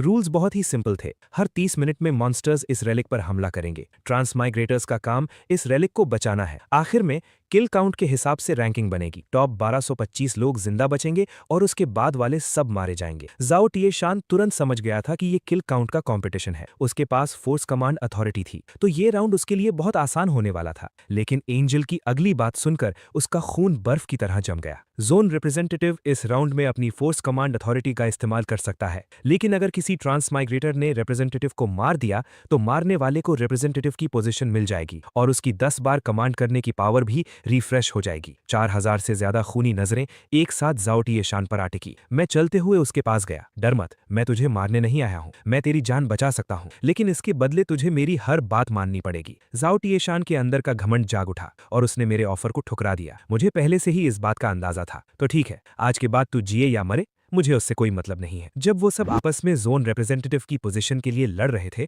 मैं उस फोर्ट्रेस को छोड़कर सीधे जंगल की तरफ निकल गया, क्योंकि मुझे पता था कि नाना ली अभी भी वहीं थी। बिल्कुल वैसे ही मुझे वो एमरल्ड फॉरेस्ट के खंडारों के पास मिल गई। वो एक मरे हुए होली ट्री के नीचे अकेली बैठी थी और उसके पास सूखे हुए फूलों का गुच्छा रखा था। ये एल्वन रेस का अपने मरे हुए लोगों को श्रद्धांजलि देने का तरीका था। तुम आ गए। उसकी आवाज एकदम शांत थी, लेकिन मैंने ध्यान दिया कि उसकी आंखों के कोनों पर आंसू के निशान थे। मैंने कहा था ना कि मैं वापस आऊंगा। चलो मेरे साथ। इस बार का ट्रायल जोन यहाँ से ज्यादा दूर नहीं है। मुझे वहां जाकर मॉन्स्टर्स को मारना है और लेवल अप करना है। अगर तुम यहीं रुकी तो अगले ट्रांसमाइग्रेटर्स के आने पर तुम्हारे लिए खतरा हो सकता है। नानाली खड़ी हुई और उसने अपनी ड्रेस से धूल साफ की। मैं डर की वजह से तुम्हारे साथ नहीं जा रही, मुझे पता है। बस अभी मेरे पास जाने के लिए कोई अच्छी जगह नहीं है, मुझे पता है। उसने मुंह बनाते हुए आगे चलना शुरू किया, लेकिन गलत दिशा में। रास्ता उस तरफ है, मैंने दूसरी तरफ इशारा करते हुए कहा। नानाली के कान पल भर में लाल हो गए और वो चुपचाप पीछे मुड़ गई। नानाली को ट्रायल जोन में वापस लाने के बाद मैंने पागलों की तरह लेवल अप करना शुरू कर दिया। थर्ड राउंड में मॉन्स्टर्स की गिनती बहुत ज्यादा थी और 3x EXP बफ के साथ मेरे लेवल बढ़ने की स्पीड हैरान करने वाली थी। सोल डिवाउरिंग सिकल जितनी बार मॉन्स्टर्स को मारती,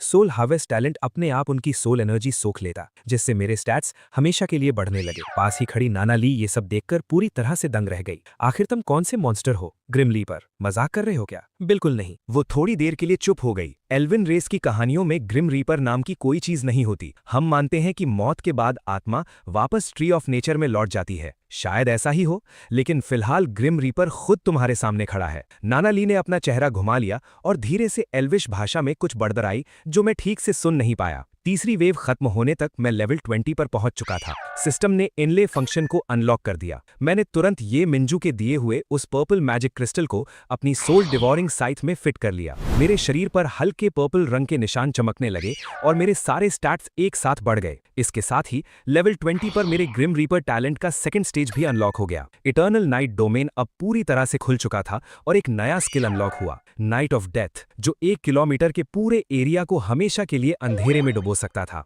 अंधेरे में ग्रिम रीपर की अटैक पावर डबल हो जाएगी और अटैक स्पीड 50% बढ़ जाएगी। जो लोग ग्रिम रीपर के साइड में नहीं हैं, उन्हें कुछ भी दिखाई नहीं देगा। डेथ गॉड रून दिन में अटैक पावर 100% बढ़ाएगा और रात में अटैक स्पीड 50% और बढ़ा देगा। Night of death. पलक झपकते ही मेरे चारों तरफ 1 किलोमीटर के घेरे की सारी रोशनी खत्म हो गई। आसमान पूरी तरह से काला पड़ चुका था। सिर्फ मेरी आंखों में एक डरावनी नीली रोशनी चमक रही थी। गॉब्लिन्स की चौथी वेव अभी अभी आई थी कि वो उस भयानक अंधेरे में डूब गई। इटर्नल नाइट डोमेन में वो सब बिना सिर वाली मक्खियों की तरह इधर उधर भाग रहे थे और मैं अपनी सोल डिवोरिंग साइक हाथ में लिए अंधेरे में घूमने वाले किसी ग्रिम रीपर की तरह अपने हर वार से सटीकता से उनकी जानें ले रहा था। उस अंधेरी रात में सिर्फ गॉब्लिन्स की चीखें और हवा को चीरने वाली साइथ की आवाजें ही गूंज रही थीं। नानाली उस अंधेरे के किनारे पर खड़ी थी। अपनी हरी आंखों से वो बिना पलक झपकाए उस काले साय को देख रही थी, जो अंधेरे में सबको काटता हुआ आगे बढ़ रहा था। उसके दिल की धड़कन तेज हो गई थी, खौफ की वजह से नहीं, बल्कि इसलिए क्योंकि दम घोटने वाले उस भयानक अंधेरे में उस इंसान का साया एक ऐसी ताकत छोड़ रहा था जिससे उसे एक अजीब सा सुकून महसूस हो रहा था, बिल्कुल अंधेरी रात में चमकने वाले किसी इकलौते लाइट हाउस की तरह। फोर्थ वेव के मॉन्स्टर्स को खत्म करने के बाद मैंने 20,000 गोल्ड कॉइन्स से स्काउट स्किल खरीद ली। ठीक उसी वक्त ज़ाओ टाइशाइन की तरफ हालात पूरी तरह से बेकाबू हो चुके थे। फोर्थ वेव में अब खतरनाक वेयरवुल्व्स आ गए थे, जिनकी गिनती जिंदा बचे हुए लोगों से 10 गुना ज्यादा थी। ज़ाओ टाइशाइन की 10 बार फोर्स कमांड करने की पावर पहले ही खत्म हो चुकी थी। उसने अपनी आखिरी बची हुई कमांड्स का इस्तेमाल लोगों को मीट शील्ड बनने पर मजबूर किया था। अब वो सिर्फ मुझसे मदद की भीख मांग सकता था, लेकिन मैंने उसे अपनी ठंडी आंखों से घूरते हुए कहा, अपने फोर्स कमांड को गवा देने के बाद अब तू मेरे किसी काम का नहीं है। एक आदमी को अपने लिए गए फैसलों की कीमत चुकानी ही पड़ती है। ज़ाओ टाइशान का चेहरा पीला पड़ गया। तभी उसका एक आदमी, जिसका नाम मा कुन था, अचानक आगे आया और ज़ाओ टाइशान का ध्यान भटकते ही उसकी छाती में तलवार घोंप दी। मुझे माफ कर दे भाई,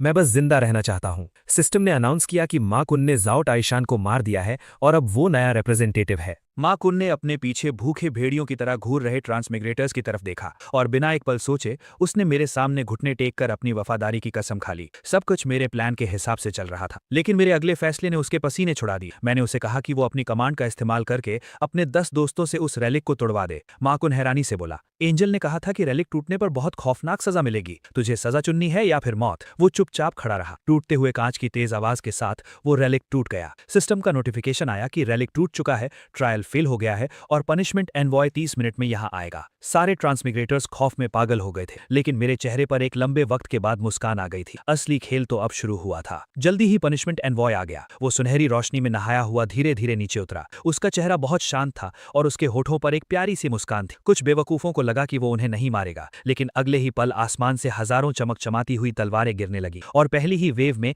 300 ट्रांसमिग्रेटर्स जलकर राख हो गए। मैं इस अफरा तफरी का फायदा उठाकर एनवॉय के पीछे पहुंच गया। मेरी आई ऑफ द डेथ गॉड ने उसकी सबसे बड़ी कमजोरी को साफ साफ देख लिया था, उसकी आंखें। पनिशमेंट एनवॉय सुन नहीं सकता था, देखना ही उसकी इकलौती सेंस थी। मैंने हवा में छलांग लगाई और अपना डेथ गॉड मार्क लगा दिया, जिससे डैमेज 120% बढ़ गया। गॉड स्लेयर टाइटल के डबल डैमेज के साथ मेरी सोल डिवॉरिंग साइथ पूरी ताकत से उसकी आंख में जा घुसी। सिर्फ एक वार से ही उसकी 40% एचपी खत्म हो गई। एनवॉय दर्द से चीखने लगा और उसने मुझे फंसाने के लिए एक बैरियर बना दिया, लेकिन मुझे उसके हर एक मूव के बारे में पहले से ही पता था। बैरियर के बंद होने से 1 सेकंड पहले मैं उसकी रेंज से बाहर निकल गया और दोबारा उसके पीछे जाकर मैंने उसकी दूसरी आंख भी फोड़ दी। अंधा होने के बाद एनवॉय पागलों की तरह हर दिशा में अपनी लाइट सोर्स फेंकने लगा। Night of death. पल भर में अंधेरे ने सारी रोशनी को निगल लिया। इटर्नल नाइट डोमेन में उन लाइट सोर्स की बाकत बहुत कम हो चुकी थी। मैं अंधेरे में इधर उधर घूम रहा था। मैंने एक झटके में उसका बायां पंख काट दिया और अगले झटके में उसका बायां पंख भी उड़ा दिया। एनवॉय मरने की हालत में पहुंच गया और उसने अपनी पैसिव स्किल लास्ट रेडियंस का इस्तेमाल किया। वो अगले 60 सेकंड्स के लिए किसी भी डैमेज से इम्यून था। मैं एक सेफ डिस्टेंस पर खड़ा होकर चुपचाप इंतजार करता रहा। 60 सेकंड्स बाद वो रोशनी गायब हो गई और मेरी सोल डिवॉरिंग साइथ ने हवा में एक परफेक्ट आर्क बनाते हुए उसका सिर धड़ से अलग कर दिया। कांग्रेचुलेशंस, आपने पनिशमेंट एनवॉय को हरा दिया है। आपका लेवल 3 बढ़ गया है। रिवॉर्ड के तौर पर आपको 8000 गोल्ड कॉइन्स दिए जाते हैं और एक्स्ट्रा 4000 गोल्ड कॉइन्स। आपको रेबल ऑफ गॉड्स लॉ का टाइटल मिलता है, जिससे डिवाइन क्रीचर्स का डैमेज 80% कम हो जाएगा। आपको डिवाइन आइटम्स मिलते हैं। मेरा लेवल अब 30 हो चुका था। उन डिवाइन आइटम्स ने मेरे इंटेलेक्ट को सीधा 30 पॉइंट से बढ़ा दिया था और स्किल डैमेज 30% बढ़ गया था। रेलिक को तोड़ने का मेरा असली मकसद यही था, पनिशमेंट एनवॉय को मारना और वो रिवॉर्ड्स हासिल करना जो नॉर्मल तरीके से कभी नहीं मिल सकते थे। एंजल दोबारा प्रकट हुआ और उसने रैंकिंग अनाउंस की। पूरे जोन में फर्स्ट पोजीशन, ब्लैक साइथ, किल काउंट 3631। वहां मौजूद सभी ट्रांसमिग्रेटर्स के मुंह खुले के खुले रह गए। किसी ने धीरे से पूछा, क्या वो सच में लेवल 30 का है? जैसे ही एंजल ने फेल होने वालों के नाम अनाउंस किए, हजारों ट्रांसमाइग्रेटर्स जो ट्रायल पास नहीं कर पाए थे, वो भयानक आग में जलकर राख हो गए। मू चिंग वॉन डर के मारे बुरी तरह कांप रही। सू जहान ने उसका हाथ कसकर पकड़ लिया और दूर पेड़ों की छांव में खड़ी नाना ली चुपचाप ये सब देख रही थी। उसकी हरी आंखों में चारों तरफ फैली वो आग चमक रही थी और उसके चेहरे पर कई तरह के भाव थे। ये थी ट्रांसमाइग्रेटर्स की दुनिया, बेहद बेरहम, ठंडी, जहां कमजोर मारा जाता है। लेकिन खुद को ग्रिम रीपर कहने वाले इस इंसान ने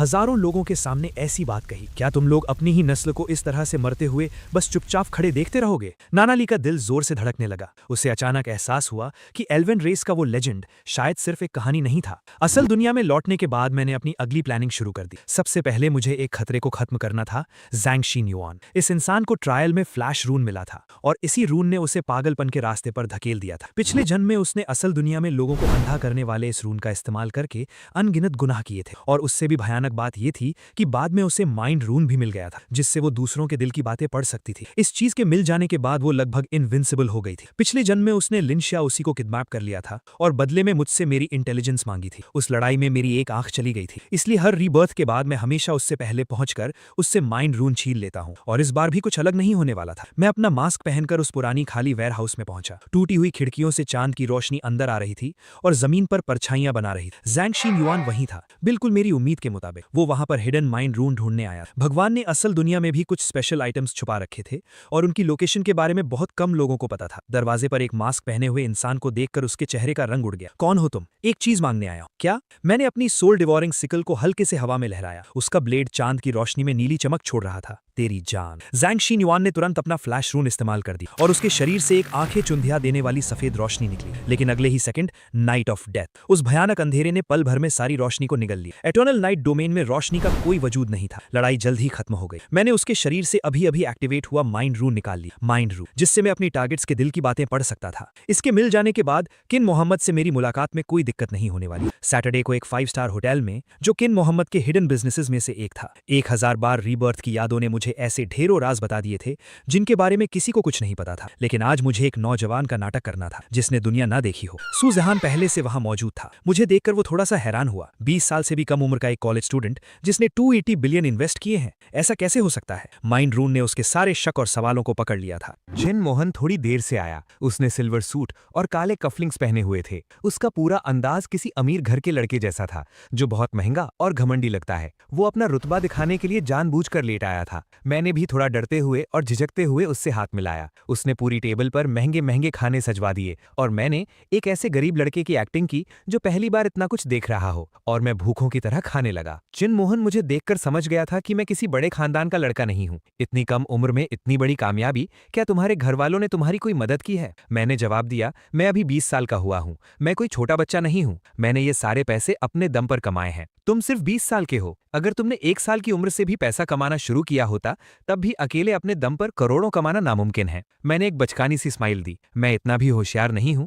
मैंने अपनी पहली कमाई एक इन्वेस्टमेंट से की थी, जिसमें पैसा कई गुना बढ़ गया था। फिर मैंने उन्हें बताया, मैं ये सब इसलिए कर पाया क्योंकि मुझे ट्रायल में एक स्पेशल टैलेंट मिला है, ओमनिशिएंट प्रीकॉग्निशन। तो मजाक कर रहे हो? सूजहान को मेरी बात पर बिल्कुल भरोसा नहीं हुआ। उनका शक दूर करने के लिए मैंने चिन मोहन के कुछ ऐसे राज खोले जो किसी को नहीं पता थे। 5 स्टार ग्रुप का बड़ा बेटा होने के बावजूद उसकी फैमिली उसे कोई अहमियत नहीं देती। उसने चोरी छुपे स्टार शील्ड ग्रुप बनाया, और ये होटल भी उसी के हिडन बिजनेसेस में से एक है। सूजहान गुस्से से पूछने लगा कि मुझे ये सारी इंटेलिजेंस कहाँ से मिली, लेकिन चिन मोहन गहरी सोच में पड़ चुका था। आखिर में मैंने अपना तुरुप का इक्का फेंक दिया। अगर मैं तुम्हें 4th राउंड की ट्रायल की इन्फॉर्मेशन दे दूं, तो क्या तुम्हें फिर भी लगेगा कि मैं झूठ बोल रहा हूं? पल भर में उन दोनों के चेहरों की रंगत उड़ गई। मैंने उन्हें बताया कि 4th राउंड का ट्रायल सिर्फ मॉन्स्टर्स को मारने का नहीं होगा, बल्कि ये ट्रांसमीटर्स के बीच आपस में लड़ने का ट्रायल होगा। सिर्फ 2 मिनट के अंदर वो घमंडी और ठंडे मिजाज वाला चिन मोहन बेहद सीरियस हो गया। उसने अपना शराब का गिलास नीचे रखा और मेरी आंखों में आंखें डालकर बोला, अगर तुम्हारे पास सच में भविष्य देखने की एबिलिटी है, तो मैं तुम्हारी प्लानिंग में पूरी तरह से तुम्हारा साथ देने के लिए तैयार हूं। क्योंकि चिन मोहन के लिए अगर हर ट्रायल से पहले उसे इन्फॉर्मेशन मिल सके, तो ये उसके लिए किसी बेशकीमती खजाने से कम नहीं था। लेकिन सच तो ये था कि मैं कोई भविष्य देखने वाला इंसान नहीं था। मैं एक रीबॉर्न इंसान था, जिसने 1000 बार रीबर्थ लिया था। लेकिन भविष्य देखने वाले की पहचान ज्यादा सेफ थी। अगर लोगों को मेरे रीबर्थ होने की सच्चाई पता चल गई, तो वो हायर एंजल्स और यहाँ तक कि खुद भगवान की भी मुझ पर नजर पड़ सकती थी। लेकिन ओमनिशिएंट प्रीकॉग्निशन बस एक ऐसा टैलेंट है जिसे समझा जा सकता है, और इससे मुझ पर किसी को ज्यादा शक नहीं होगा। होटल से बाहर आने के बाद मैंने चैन की सांस ली। मेरी पहली चाल पूरी तरह से कामयाब रही। इसके बाद मुझे 4th राउंड की इन्फॉर्मेशन ये मिंजू को भी देनी थी। जब मैं उससे मिलने गया तो मैं अपनी नई खरीदी हुई स्पोर्ट्स कार में था। ये मिंजू कार को देखकर पूरी तरह से दंग रह गई। क्या सच में ये तुम्हारी कार है? अंदर बैठकर देख लो। मिंजू ने किसी छोटे बच्चे की तरह एक्साइटेड होकर पूछा, तुमने ये कार कितने की खरीदी है? मैंने आराम से जवाब दी, बस 9 मिलियन। लेकिन मेरा जवाब सुनकर मिंजू चौंक गई। 9 मिलियन? तुम्हें पता है कि 9 मिलियन में कितनी सारी छोटी छोटी किराने की दुकानें खोली जा सकती हैं? शायद मैं अपनी पूरी जिंदगी में भी कभी 9 मिलियन नहीं कमा पाऊंगी। मिंजू को इतना उदास देखकर मैंने उसे तसल्ली दी, तुम्हें इतना परेशान होने की जरूरत नहीं है। कुछ दिन पहले तक मेरे पास भी कुछ नहीं था, लेकिन अब मेरे पास सब कुछ है ना। लेकिन मिंजू को कुछ समझ नहीं आ रहा था कि मैं क्या कह रहा हूँ। वो अपनी ही ख्याली दुनिया में खोई हुई थी। इसके पास करोड़ों रुपए हैं, फिर भी ये मुझे घुमाने लेकर आया। कहीं ये मुझे पसंद तो नहीं करता? ये तो बिल्कुल डेट पर जाने जैसा लग रहा है। मिंजू के गाल अनजाने में ही लाल हो गए थे। मिंजू को ख्यालों में खोया हुआ देखकर मैंने अपनी बात आगे बढ़ाई। मिंजू, मुझे तुम्हें एक बात बतानी है। लेकिन मिंजू को लगा कि मैं उसे प्रपोज करने वाला हूँ। उसका दिमाग काम करना बंद हो गया था। प्रपोज? मैंने खांसते हुए उस अजीब सी सिचुएशन को संभाला। मैंने कहा, मुझे तुम्हें एक बात बतानी है मैडम। मिंजू ने जल्दी से अपनी घबराहट छुपाते हुए कहा कि वो सिर्फ मजाक कर रही थी, लेकिन अंदर ही अंदर वो शर्म से पानी पानी हो चुकी थी। फिर मैंने मिंजू को सब कुछ समझा दिया। मेरे पास इतना सारा पैसा इसलिए नहीं क्योंकि मेरी किस्मत अच्छी है, बल्कि इसलिए क्योंकि मेरे पास फ्यूचर रून है। मिंजू ये सुनकर बहुत खुश हुई। तुम्हारा रून सच में बहुत कमाल का है, लेकिन तुमने इतनी प्राइवेट बात मुझे क्यों बताई? ये सुनकर मैं मुस्कुरा दिया। तुमने भी तो मुझे अपने रून के बारे में बताया भाना। मुझे लगा ये बात बताकर ही मैं तुम्हारे साथ इंसाफ कर पाऊंगा। मिंजू किसी बच्चे की तरह हंसने लगी। अपने दिल की बात कह देना सच में बहुत अच्छा लगता है। फिर मैंने मिंजू को 4th राउंड की इन्फॉर्मेशन दे दी। मिंजू पूरी तरह से शॉक में थी। मुझे लग रहा था कि उसे इस बात की सीरियसनेस समझ नहीं आई है, इसलिए मैंने उसे बार बार समझाया कि वो अपने आसपास की हर चीज से बचकर रहे। मिंजू को लगा कि मैं उसकी फिक्र कर रहा हूँ और वो फिर से ख्यालों में खो गई। ये मेरी इतनी परवाश करता है, पक्का इसे मुझसे प्यार है। अगर इसने मुझे प्रपोज किया तो क्या मैं हाँ कह दूँ? मिंजू को घर छोड़ने के बाद मैं थोड़ा सा कंफ्यूज था। मैंने 1000 बार रीबर्थ लिया, लेकिन मुझे आज जाकर पता चला कि मिंजू मुझे पसंद करती थी। खैर, अब हमारे बीच एक रिश्ता बन चुका था, तो मैं मिंजू को अपनी टीम में आसानी से शामिल कर सकता था। 4th राउंड का ट्रायल शुरू हो गया। अपनी आत्मा के स्टारड्यू वर्ल्ड में टेलीपोर्ट होते ही मुझे पिछले ट्रायल से बिल्कुल अलग सी ऑरा महसूस हुई। एंजल प्रकट हुआ और उसने रूल्स अनाउंस किए। 4th राउंड का ट्रायल है ट्रांसमाइग्रेटर्स बैटल। हर ट्रांसमाइग्रेटर को 3 लाइफ बैजेस दिए जाएंगे। अगर आप मारे गए तो आपका एक बैज छिन जाएगा। जिसके सारे बैजेस खत्म हो गए वो हमेशा के लिए मर जाएगा। आखिर में जिसके पास सबसे ज्यादा बैजेस होंगे, ऐसे 500 लोग ट्रायल पास करेंगे। ट्रायल एक दिन बाद शुरू होगा। उससे पहले अगर कोई मारा जाता है तो उसे नहीं गिना जाएगा। ये राउंड पिछले वाले राउंड से कहीं ज्यादा खतरनाक और बेरहम था, क्योंकि अब तुम्हारे दुश्मन ऐसे मॉन्स्टर्स नहीं थे जिनकी मूवमेंट्स को तुम समझ सको, बल्कि तुम्हारे दुश्मन ऐसे इंसान थे जिनके पास दिमाग और स्किल्स दोनों थे। एंजल की बात खत्म होते ही वहां का माहौल एकदम गर्म हो गया था। मैंने सबसे पहला काम ये किया कि मैं उस भीड़ से निकलकर सीधा एमरल्ड फॉरेस्ट की तरफ भागने लगा। बिल्कुल वैसे ही मुझे वो उसी सूखे हुए होली ट्री के नीचे मिल गई, लेकिन इस बार वो अकेली नहीं थी। नानाली के पास 7-8 छोटे छोटे बच्चे खड़े थे। वो सब एल्फ लड़कियां थी। वो डरी सहमी सी नानाली के पीछे छुप रही थी और अपनी बड़ी बड़ी हरी आंखों से मुझे घूर रही थी। तुमने इन्हें कहाँ ढूंढा? नानाली का चेहरा मुझे थोड़ा सॉफ्ट सा लगा। तुम्हारे जाने के बाद मैंने उन्हें जंगल की गहराई में ढूंढा। ये एमरल्ड फॉरेस्ट के आखिरी जिंदा बचे हुए लोग हैं। बस ये कुछ बच्चे ही बचे हैं। वो 7 बच्चे थे। सबसे बड़ी बच्ची देखने में किसी 10 साल की इंसान जैसी लग रही थी और सबसे छोटी शायद सिर्फ 4-5 साल की थी। वो सब नानाली से चिपके हुए थे, जैसे वो उनका कोई अपना हो। उनके माँ बाप? नानाली ने नाम से हिला दिया। मैं कुछ देर के लिए चुप हो गया। ये ट्रायल ट्रांसमिग्रेटर्स के बीच आपस में लड़ने का है। जंगल में रहना अब पहले से भी ज्यादा खतरनाक हो गया है। तुम लोग अब यहाँ नहीं रुक सकते। नानाली ने अपने माथे पर सिलवटें डाली। तो कहाँ जाएं? मेरे साथ चलो, मैं कोई सेफ जगह ढूंढ लूंगा। तुम हमेशा यही बात कहते हो। हालांकि उसने मुंह से शिकायत की, लेकिन उसने तुरंत सारे एल्फ बच्चों को अपना सामान पैक करने के लिए कह दिया। मैंने ध्यान दिया कि जब मैं यहाँ नहीं था, नानाली ने खुद ही एक छोटा सा कैंप बना लिया था। वो बहुत ही सिंपल सा था। बेलों से बनी दीवारें और पत्तों से बने बिस्तर, ये सब दिखा रहे थे कि वो इन बच्चों का ख्याल रखने की पूरी कोशिश कर रही है। तुम अकेले ही इन सब का ख्याल रख रही हो? एल्व्स अपने लोगों को कभी नहीं छोड़ते, उसने बहुत ही नॉर्मल तरीके से कहा। सबसे छोटी एल्फ बच्ची ने मेरी शर्ट का किनारा पकड़ा। उसने अपना सिर उठाया और अपनी टूटी फूटी लैंग्वेज में मुझसे कहा, क्या तुम वो ताकतवर इंसान हो? दीदी ने बताया था। मैंने नानाली की तरफ देखा। उसका चेहरा लाल पड़ गया और उसने तुरंत अपना मुंह दूसरी तरफ मोड़ लिया। मैंने ऐसा कुछ नहीं कहा, मैं बस इन्हें पिछली बार के बारे में बता रही थी। दीदी ने कहा था कि तुमने बुरे लोगों को भगा दिया और एक बहुत बड़े एंजल को भी हरा दिया। उस छोटी बच्ची ने एक्साइटेड होते हुए कहा। नानाली का मन कर रहा था कि वो वहीं जमीन में गड़ जाए। मैं अपनी हंसी नहीं रोक पाया। मेरे 1000 बार रीबर्थ लेने के बाद ये पहली बार था जब मैं दिल से हंस रहा था। मैं नानाली और उन एल्फ बच्चों को लेकर एक छुपी हुई गुफा में आ गया। ये गुफा ट्रायल जोन के किनारे पर थी, जहां ज्यादातर ट्रांसमिग्रेटर्स नहीं आते थे। उन्हें वहां सेफली छोड़ने के बाद मैंने अपने मिशन पर काम करना शुरू किया। 4th राउंड में मेरे 2 मकसद थे। पहला, बैजेस जमा करके ताकि मैं रैंकिंग में ऊपर रह सकूं,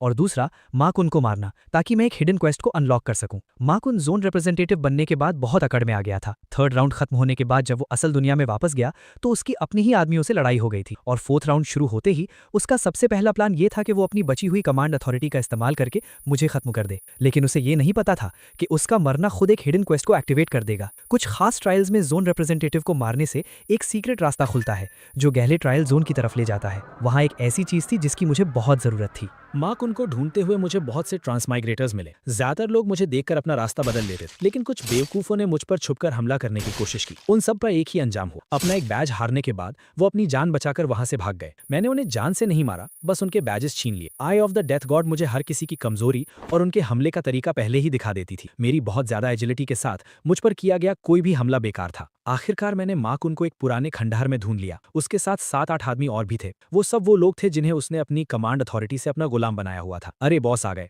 मार्कुन ने अपने चेहरे पर एक झूठी सी मुस्कान लाते हुए कहा। अच्छा हुआ आप आ गए। कुछ बेवकूफ सोल डिवोरिंग साइथ सीधे उसकी गर्दन पर रखी थी। मार्कुन की मुस्कान वहीं जम गई। तेरी औकात बस यहीं तक थी। मेरी साइथ नीचे आई और उसका सिर कटकर गिर पड़ा। कंग्रेचुलेशंस, किल सक्सेसफुल। जोन रिप्रेजेंटेटिव को मारने की वजह से एक हिडन क्वेस्ट एक्टिवेट हो गया है। डीप अमिस का रास्ता खुल चुका है। मार्कुन के तीनों बैजेस और उसकी जोन रिप्रेजेंटेटिव की अथॉरिटी दोनों मुझ में आ गई थी, लेकिन मुझे जोन रिप्रेजेंटेटिव बनने में कोई इंटरेस्ट नहीं था। रूल्स के हिसाब से मैं इस पोजीशन को छोड़ सकता था, क्योंकि मुझे पता था कि आने वाले ट्रायल्स में जोन रिप्रेजेंटेटिव को बहुत खौफनाक सजाओं का सामना करना पड़ेगा। ये पोजीशन देखने में अच्छी लगती थी, लेकिन असल में ये मौत का कुआं थी। मार्कुन के मरने की जगह पर डीप अबिस का रास्ता खुल गया था। जमीन पर एक काला चक्करदार गड्ढा दिखाई दिया, जिससे एक अजीब सी डरावनी ऑरा निकल रही थी। मैंने उसमें छलांग लगा दी। रास्ते के दूसरी तरफ एक डार्क रेड स्पेस था। ये डीप ट्रायल जोन था, जहां नॉर्मल जोन से कहीं ज्यादा ताकतवर मॉन्स्टर्स मौजूद थे, और यहाँ मिलने वाले रिवॉर्ड्स भी बहुत बड़े थे। यहाँ मुझे वो चीज मिल गई जिसे मैं ढूंढ रहा था, शैडो रून। ये रून इस्तेमाल करने वाले को परछाई में पूरी तरह से गायब कर सकता था,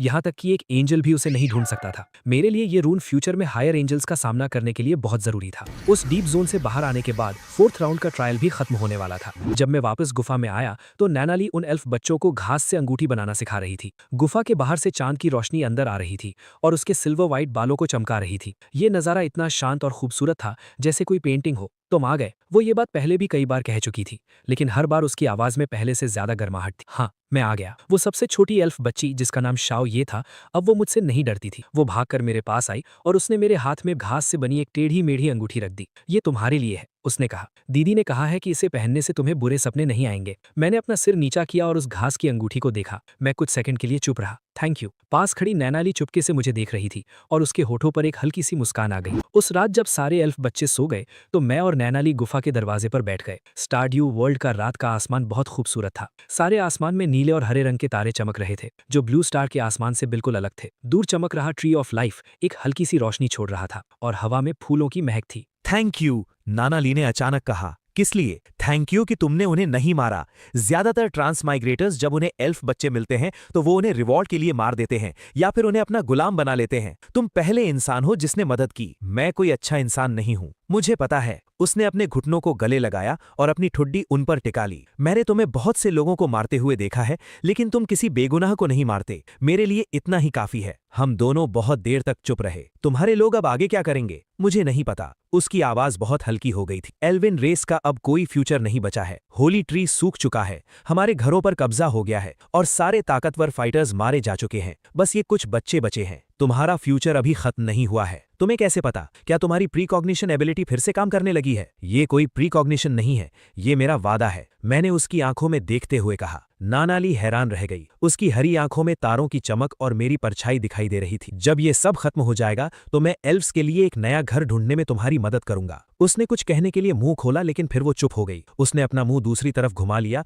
और तेजी से अपने हाथ के पीछे से अपने आंसू पोंछ लिए। एल्व्स कभी दूसरों के सामने नहीं रोते, मुझे पता है। तुम नहीं रोई, तुम नहीं रोई। फोर्थ राउंड का ट्रायल खत्म हो गया। अपनी आत्मा को वापस असली दुनिया में आते ही मैंने अपने कई अलग अलग प्लान्स पर काम करना शुरू कर दिया। फोर्थ राउंड की इन्फॉर्मेशन बिल्कुल सही निकलने की वजह से चिन मोहन ने मेरी ओमनिशेंट प्रिकॉग्निशन एबिलिटी पर पूरी तरह से भरोसा करना शुरू कर दिया था। उसने मुझे खुद कॉल किया और स्टार शील्ड ग्रुप की बिजनेस लाइन को पूरी तरह से बदलने की बात कही। तुम सही कह रहे थे। फोन के दूसरी तरफ चिन मोहन की भारी आवाज आई। पुराने टेक्नोलॉजी के रास्ते से अब कोई फायदा नहीं होगा। अब ट्रांसमाइग्रेटर्स की इकोनॉमी तेजी से बढ़ रही है। इक्विपमेंट्स, पोशंस, इंटेलिजेंस, अब सिर्फ यही चीजें बिकेंगी। सिर्फ इतना ही नहीं, मैंने सोफे पर लेटते हुए आराम से कहा, अगले 6 महीनों में सभी देशों की सरकारें ट्रांसमाइग्रेटर्स को कंट्रोल करने के लिए नए लॉज लेकर आएंगी। लेकिन लॉ कभी भी ताकत की रफ्तार को पीछे नहीं छोड़ सकता। उन लॉज के आने से पहले तुम्हें एक ऐसा बिजनेस एम्पायर खड़ा करना होगा जो पूरे ट्रांसमाइग्रेटर मार्केट को कवर कर ले। चिन मोहन कुछ देर के लिए चुप रहा। तुम्हें फ्यूचर में कितनी दूर तक का दिखाई देता है? काफी दूर तक का। कॉल कट करने के बाद लिन श्याओसी मेरे लिए एक ग्लास गर्म दूध लेकर आई। भाई, आपका लेवल क्या है? हाल ही में ये लड़की अपनी कॉलेज क्लासमेट्स की बातों से परेशान थी। मैंने सुना था कि उसकी रूममेट का बॉयफ्रेंड लेवल 11 पर पहुंच गया था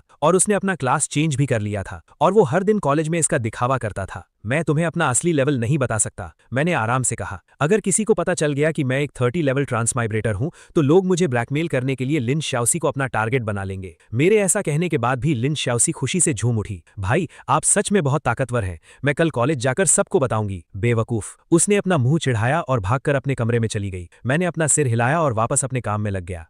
इन्वेस्टमेंट के मामले में स्टार शील्ड ग्रुप के शेयर्स की कीमत मेरी उम्मीद के हिसाब से बढ़ने लगी थी। मेरी यादों के हिसाब से अगले 3 महीनों के अंदर वो पूरे देश में ट्रांसमाइग्रेटर्स की इकोनॉमी को कंट्रोल करने वाली सबसे बड़ी कंपनी बन जाएगी। लेकिन ये तो सिर्फ वो प्लानिंग थी जो सबको दिखाई दे रही थी। छुपकर मैं एक और काम भी कर रहा था, आसपास के इलाकों की खाली पड़ी जमीनों को खरीदना। बहुत सारी ऐसी बेकार जमीनें जिन पर किसी का ध्यान नहीं था। मेरे पास्ट एक्सपीरियंस के हिसाब से अगले 6 महीनों के बाद ब्लू स्टार और स्टारड्यू वर्ल्ड के बीच डायमेंशनल रिफ्ट्स खुलने वाले थे। उन रिफ्ट्स में से दूसरी दुनिया के मॉन्स्टर्स ब्लू स्टार पर आने वाले थे और वो रिफ्ट्स ठीक उन्हीं जमीनों पर खुलने वाले थे जिन्हें मैं अभी खरीद रहा था। जब वो वक्त आएगा तो ये जमीनें ट्रांसमाइग्रेटर्स के लिए दूसरी दुनिया के मॉन्स्टर्स को शिकार करने की जगह बन जाएंगी और इन जमीनों की कीमत लाखों गुना बढ़ जाएगी। और सबसे बड़ी बात, अगर मैं इन हंटिंग ग्राउंड्स को कंट्रोल करूंगा तो मैं ट्रांसमाइग्रेटर्स के रिसोर्सेज हासिल करने के रास्तों को भी कंट्रोल कर पाऊंगा। यही असली ताकत होगी। दिन बीतते गए। हर महीने के ट्रायल्स के बीच के वक्त में मेरी जिंदगी कई हिस्सों में बट गई थी। एक तरफ मैं असली दुनिया में अपनी प्लानिंग कर रहा था, किन मोहान के साथ काम कर रहा था, हंटिंग ग्राउंड्स खरीद रहा था और दुनिया के बिगड़ते हुए हालात को संभाल रहा था। दूसरी तरफ मैं अगले राउंड के ट्रायल की तैयारी कर रहा था, अपने वेपन्स और लेवल को अपग्रेड कर रहा था, नई स्किल्स खरीद रहा था और ये मेनजू के साथ मिलकर ट्रेनिंग कर रहा था। और एक और काम था, हर ट्रायल खत्म होने से पहले मैं उस गुफा में जाकर नानाली से मिलता था। जैसे जैसे ट्रायल्स के राउंड्स बढ़ रहे थे, मेरा स्टारड्यू वर्ल्ड में रुकने का वक्त भी बढ़ता जा रहा था। नानाली ली का मेरी तरफ बर्ताव, जो शुरुआत में शक और रूखेपन से भरा था, वो भी धीरे धीरे एक ऐसे रिश्ते में बदल रहा था जिसे कोई नाम नहीं दिया जा सकता। अब वो ये नहीं कहती थी कि उसके पास जाने के लिए कोई जगह नहीं है, बल्कि वो ये पूछने लगी थी कि मैं अगली बार कब आऊंगा। एक बार मैं मॉन्स्टर्स को मारकर कुछ मटेरियल्स लाया था, जिससे मैंने उस गुफा को ठीक करने में उसकी मदद की थी। तुम लोग हमेशा इस गुफा में नहीं रह सकते। एल्विन रेस के पूर्वज इससे भी बुरी जगहों पर रहे हैं, लेकिन तुम एक प्रिंसेस हो ना। वो नदी के किनारे बैठकर शाओये के गंदे कपड़े धो रही थी। उसके सिल्वर वाइट बाल पानी में गिरकर हल्के हल्के बह रहे थे। मुझे नहीं पता कि मैं उसे कितनी देर तक देखता रहा। क्या देख रहे हो? मैंने बिना सिर उठाए पूछा। कुछ नहीं। झूठे। माइंड ड्यून एल्व्स का दिमाग नहीं पढ़ सकता। मैं माइंड ड्यून इस्तेमाल नहीं कर रहा। तो फिर क्या देख रहे हो? तुम्हें कपड़े धोते हुए देखना अच्छा लग रहा है। तुम काफी साफ धोती हो। उसने आखिर में अपना सिर उठाया और अपनी हरी आंखों से मुझे घूरते हुए देखा, लेकिन उसके होंठों पर मुस्कान आ ही गई। ये बोरिंग सी फीलिंग 1000 बार रीबर्थ लेने के बाद भी मुझे इतना सुकून और गर्माहट महसूस नहीं हुई थी। ऐसा लग रहा था जैसे एक बहुत लंबे अंधेरे में अचानक से कोई रोशनी दिखाई दे गई हो। 5वें और 6ठे राउंड के ट्रायल्स खत्म हो चुके थे। मेरा लेवल 50 हो चुका था और मेरे ग्रिम रीपर टैलेंट का 3rd स्टेज भी अनलॉक हो गया था। सोल हार्वेस्ट अब अपने अल्टीमेट फॉर्म में था। जो भी मॉन्स्टर मरेगा उसकी पूरी सोल एनर्जी एब्जॉर्ब कर ली जाएगी, और जब ये एनर्जी एक लिमिट तक पहुंच जाएगी तो मैं इसका 4th स्टेज भी अनलॉक कर सकूंगा। उसी वक्त मेरी टीम भी बड़ी होती जा रही थी। किन मोहन ऑफिशियली मेरा साथी बन चुका था और उसका डार्क नाइट टैलेंट अवेकन हो चुका था। 2nd स्टेज पर पहुंचने के बाद मेरे इटर्नल नाइट डोमेन के साथ मिलकर हम दोनों का सामना कोई नहीं कर सकता था। सुजहेआन और मूकिंग वान भी हमारी टीम में शामिल हो गए थे। मूकिंग वान का समनर टैलेंट 5th राउंड में अपग्रेड हो गया था, जिससे अब वो ताकतवर एल्फ गार्ड्स को बुला सकती थी। ये मिंजू का गार्डियन टैलेंट तो हमारी टीम की जान था। उसके ऑल स्टैट्स बफ और शील्ड ने टीम फाइट्स में बहुत बड़ा रोल निभाया था। और स्टारड्यू वर्ल्ड में नाना ली अब सिर्फ वो एल्फ प्रिंसेस नहीं थी जिसकी मैंने जान बचाई थी। कई राउंड्स के ट्रायल्स के बाद उसकी ताकत भी बहुत तेजी से बढ़ी थी। एल्विन रॉयल फैमिली के खून की ताकत अब जागने लगी थी। वो अपने आसपास के 100 मीटर के घेरे में हर चीज और नेचर के एलिमेंट्स को कंट्रोल कर सकती थी। और सबसे बड़ी बात, स्टारड्यू वर्ल्ड के बारे में उसे किसी भी ट्रांसमिग्रेटर से ज्यादा पता था। पुराने खंडहर, छुपे हुए खजाने, खतरनाक रास्ते, ये सब राज सिर्फ वहां रहने वाले ही जानते थे, जिसकी वजह से ट्रायल्स हमारे लिए बहुत आसान हो गए थे। उसने मुझे स्टारड्यू वर्ल्ड के कुछ और लोकल लोगों से भी मिलवाया। ड्वार्फ्स का फौज मास्टर आयरन हैमर लैंग, जो बहुत ही गुस्से वाला लाल दाढ़ी वाला ड्वार्फ था। शुरू में वो ट्रांसमिग्रेटर्स को देखते ही अपना हथौड़ा उठा लेता था, लेकिन जब उसे पता चला कि मैंने एल्व्स की मदद की है तो वो मेरे साथ डील करने के लिए मान गया।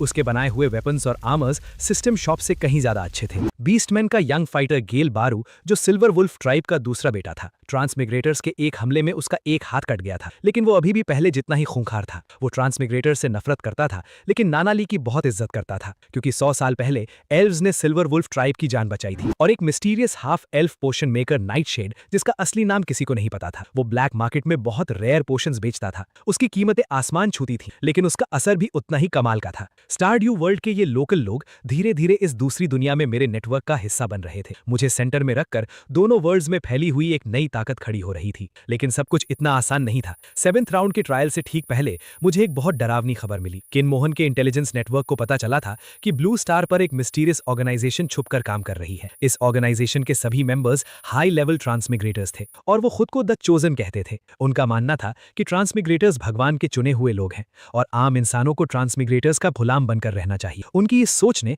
ट्रांसमिग्रेटर्स के बीच एक बहुत बड़ी लहर पैदा कर दी थी। बहुत से ट्रांसमिग्रेटर्स ने सोसाइटी के रूल्स तोड़ना शुरू कर दिया था और अपनी ताकत से आम लोगों को दबाने लगे थे। और सबसे भयानक बात यह थी कि द चोजन के पीछे एंजल्स का हाथ लग रहा था। अगर एंजल्स इस ऑर्गेनाइजेशन को सपोर्ट कर रहे हैं तो इसका मतलब है कि भगवान सिर्फ ट्रायल्स के जरिए इंसानों को मारना ही नहीं चाहते, बल्कि वो बचे हुए लोगों को भी आपस में लड़ाना चाहते हैं। यही भगवान का हमेशा से तरीका रहा है। तुम्हें पता है, मैंने देखा है, किन मोहन ने आगे कुछ नहीं कहा। वो अब मेरी फ्यूचर देखने की बात पर शक नहीं करता था। तो अब हम क्या करें? इससे पहले कि वो ताकतवर बने, हमें उन्हें जड़ से खत्म करना होगा। यही एक वजह थी कि मैंने उन जमीनों को खरीदा था। अगर रिसोर्सेज हमारे हाथ में होंगे तो हम सारे ट्रांसमाइग्रेटर ऑर्गेनाइजेशंस की नसें अपने हाथ में रखेंगे। 8th राउंड के ट्रायल के बाद मैंने एक ऐसा फैसला लिया जिसने सबको हैरान कर दिया। मैंने नाना ली को ब्लू स्टार पर लाने का फैसला किया। मेरे ग्रिम रीपर टैलेंट का 3rd स्टेज पूरी तरह से अवेकन हो चुका था। सोल हार्वेस्ट से जमा हुई एनर्जी ने मुझे एक बहुत गहरी पावर का एहसास करा दिया था। Dimensional wall. मेरे 1000 बार रीबर्थ के पास एक्सपीरियंस में आज तक किसी ने भी स्टारड्यू वर्ल्ड के किसी इंसान को ब्लू स्टार पर लाने में कामयाबी नहीं हासिल की थी। ये डायमेंशनल वॉल्स भगवान ने बनाई थी और टेक्निकली इन्हें तोड़ा नहीं जा सकता था।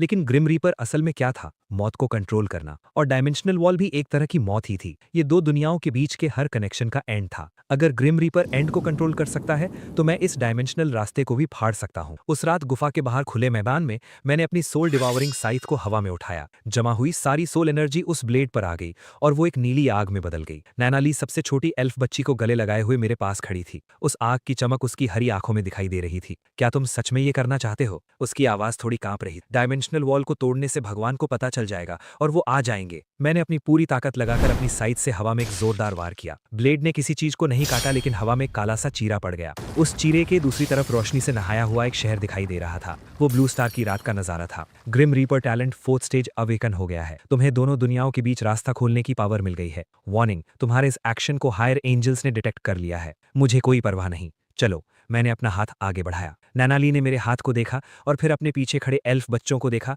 और फिर उसने अपना हाथ मेरे हाथ में रख दिया। मैं डर की वजह से तुम्हारे साथ नहीं जा रही। मुझे पता है मैं इसलिए जा रही हूँ क्योंकि उसने अपनी बात पूरी नहीं की, लेकिन उसने मेरा हाथ बहुत मजबूती से पकड़ा हुआ था। हम सब एक साथ उस चीरे के पार चले गए। ब्लू स्टार पर पहली बार आने के बाद नैनाली का रिएक्शन मेरी उम्मीद से बिल्कुल अलग था। मुझे लगा था कि वो ब्लू स्टार की टेक्नोलॉजी, बड़ी बड़ी बिल्डिंग्स, गाड़ियों और इलेक्ट्रॉनिक चीजों को देखकर हैरान रह जाएगी, लेकिन उसकी नजर इन सब पर नहीं थी। उसने सिर उठाकर आसमान की तरफ देखा। उसका चेहरा कुछ अजीब सा था। यहाँ ट्री ऑफ लाइफ की कोई महक नहीं है। ब्लू स्टार में ट्री ऑफ लाइफ नहीं है। मुझे पता है, बस इसकी आदत नहीं। उसने सिर नीचे किया। यहाँ की हवा एकदम खाली खाली सी लग रही है। ब्लू स्टार में नेचुरल मैजिक सच में स्टारड्यू वर्ल्ड के मुकाबले बहुत कम था। एक एल्फ के लिए जो पूरी तरह से नेचर की पावर पर जिंदा है, ये जगह किसी बंजर रेगिस्तान जैसी थी। तुम्हें इसकी आदत हो जाएगी। जब लिन शियोक्सी ने मुझे एक नुकीले कान वाली, सिल्वर व्हाइट बालों वाली खूबसूरत लड़की को घर लाते देखा तो उसका मुंह खुला का खुला रह गया। भैया, ये नैनाली है, स्टारड्यू वर्ल्ड की एक एल्फ। अब से ये हमारे साथ रहेगी। लिन शियाक्सी ने नानाली के 3 चक्कर लगाए और फिर उंगली से उसके कान के सिरे को छुआ। नानाली एक झटके में पीछे हट गई और उसके कान लाल हो गए। एल्फ के कान मत छुओ। सॉरी, तुम बहुत क्यूट हो। मैं क्यूट नहीं हूँ, बहुत क्यूट हो। भाई, तुम्हें इतनी प्यारी लड़की कहाँ से मिल गई? मैंने गहरी सांस ली। एक दूसरी दुनिया से। क्या तुम सच कह रहे हो? बिल्कुल सच। लिन शियाक्सी और नानाली की दोस्ती उम्मीद से कहीं ज्यादा अच्छी हो गई थी। शायद लिन शियाक्सी के फ्रेंडली नेचर की वजह से। असल में एल्फ्स की लंबी उम्र के हिसाब से नानाली 100 साल से ज्यादा की हो चुकी थी, लेकिन इंसानों के हिसाब से वो 18 साल की ही लग रही थी। एक हफ्ते से भी कम वक्त में लिन शियाक्सी ने उसे नाना सिस्टर बुलाना शुरू कर दिया था और नानाली भी धीरे धीरे ब्लू स्टार की जिंदगी में ढलने लगी थी। उसने माइक्रोवेव चलाना सीख लिया था। उसने अपनी जिंदगी में पहली बार इंस्टेंट नूडल्स खाए थे और फिर लगातार 3 दिन तक खाए थे। टीवी के बारे में उसका कहना था कि ब्लू स्टार के लोगों ने कहानियों को एक डब्बे में बंद कर दिया है। उसने अपनी नेचर पावर का इस्तेमाल करके बालकनी में सूखे हुए गमलों में फूल खिला दिए थे।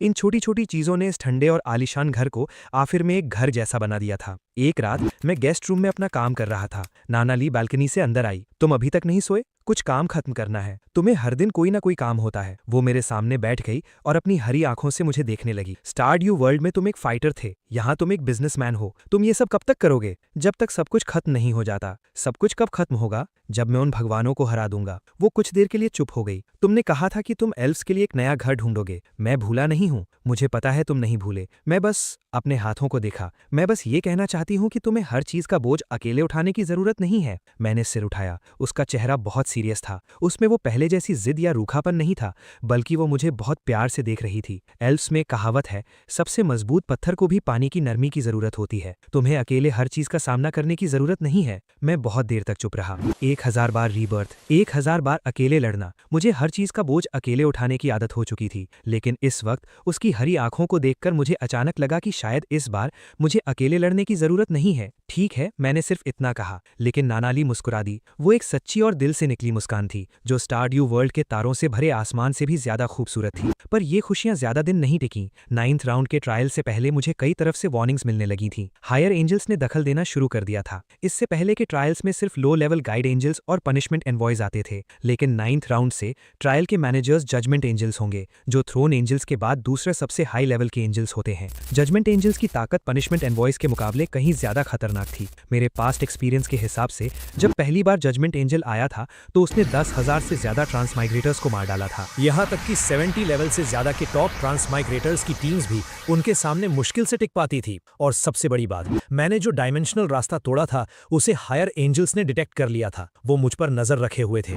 आजकल घर से निकलते वक्त ध्यान रखना, मैं अपना ख्याल रख सकती हूँ। मुझे तुम्हारी काबिलियत पर कोई शक नहीं है। मैं बस ये कह रहा हूँ कि मुझे पता है। उसने मेरी बात काटते हुए कहा, तुम मेरी फिक्र कर रहे हो। मैंने इस बात से इनकार नहीं किया। और तुम्हारी फिक्र कौन करेगा, झूठे कहीं के। 9 क्राउन का ट्रायल अपने टाइम पर शुरू हो गया। इस बार जैसे ही मैं स्टार ड्यू वर्ल्ड में टेलीपोर्ट हुआ, मुझे हवा में एक अजीब सा दबाव महसूस हुआ। हवा में एक सुनहरी सी चमक थी जो जजमेंट एंजल के जजमेंट डोमेन के आने का इशारा थी। इस बार का ट्रायल बिल्कुल नया था। ट्रांसमाइग्रेटर्स को एक बहुत बड़ी भूल भुलैया में 24 घंटे तक जिंदा रहना था। इसके साथ ही उन्हें लगातार आने वाले हाई लेवल मॉन्स्टर्स और दूसरे ट्रांसमाइग्रेटर्स के हमलों से भी बचना था। जजमेंट एंजल उस मेज में कहीं भी आ सकता था और जिसे वो पापी मानता उसे सजा दे सकता था। और मैंने एक गाइड एंजल को मारा था, एक पनिशमेंट एनवॉय को हराया था और डायमेंशनल वॉल को तोड़ा था। इसमें कोई शक नहीं था कि मैं उसका प्राइम टारगेट था। उस मेज के अंदर जाकर मैंने एक सेफ जगह ढूंढी जहां नानाली और एल्फ बच्चे छुप सके।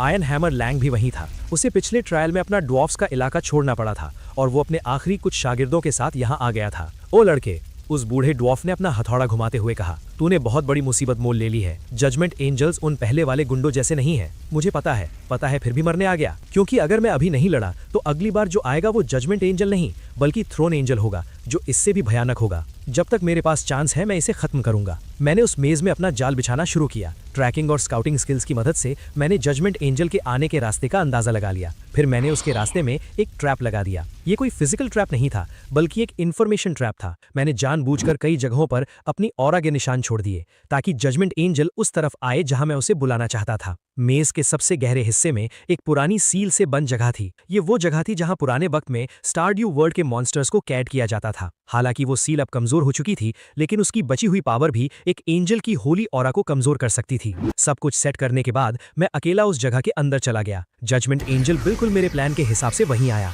वो पनिशमेंट एनवॉय से बहुत ज्यादा बड़ा और खतरनाक था। उसका पूरा शरीर सुनहरे आर्मर से ढका हुआ था। उसके 6 पंख फैले हुए थे और उसके हाथ में एक चमकती हुई स्वॉर्ड ऑफ जजमेंट थी। पापी, तुमने गाइड एंजल को मारा है, पनिशमेंट एनवॉय को हराया है और डायमेंशनल वॉल को तोड़ा है। भगवान के कानून के हिसाब से तुम्हें हमेशा के लिए मिटा दिया जाएगा। मैंने अपनी सोल डिवॉरिंग सिकल को कसकर पकड़ा। आजा, देखते हैं। लड़ाई पल भर में शुरू हो गई। जजमेंट एंजल की स्पीड पनिशमेंट एनवॉय से कहीं ज्यादा थी। मेरी पलक झपकने से पहले ही उसकी स्वॉर्ड ऑफ जजमेंट मेरे चेहरे के पास आ गई। मेरी एजिलिटी अपने मैक्सिमम लेवल पर थी, लेकिन फिर भी मैं मुश्किल से ही बच पाया। तलवार का ब्लेड मेरे चेहरे को छूकर निकल गया और वहां खून का एक निशान बन गया। अगर मैं सीधे उससे लड़ता तो गॉड स्लेयर और rebel of gods law titles होने के बाद भी मैं उसे नहीं हरा सकता था।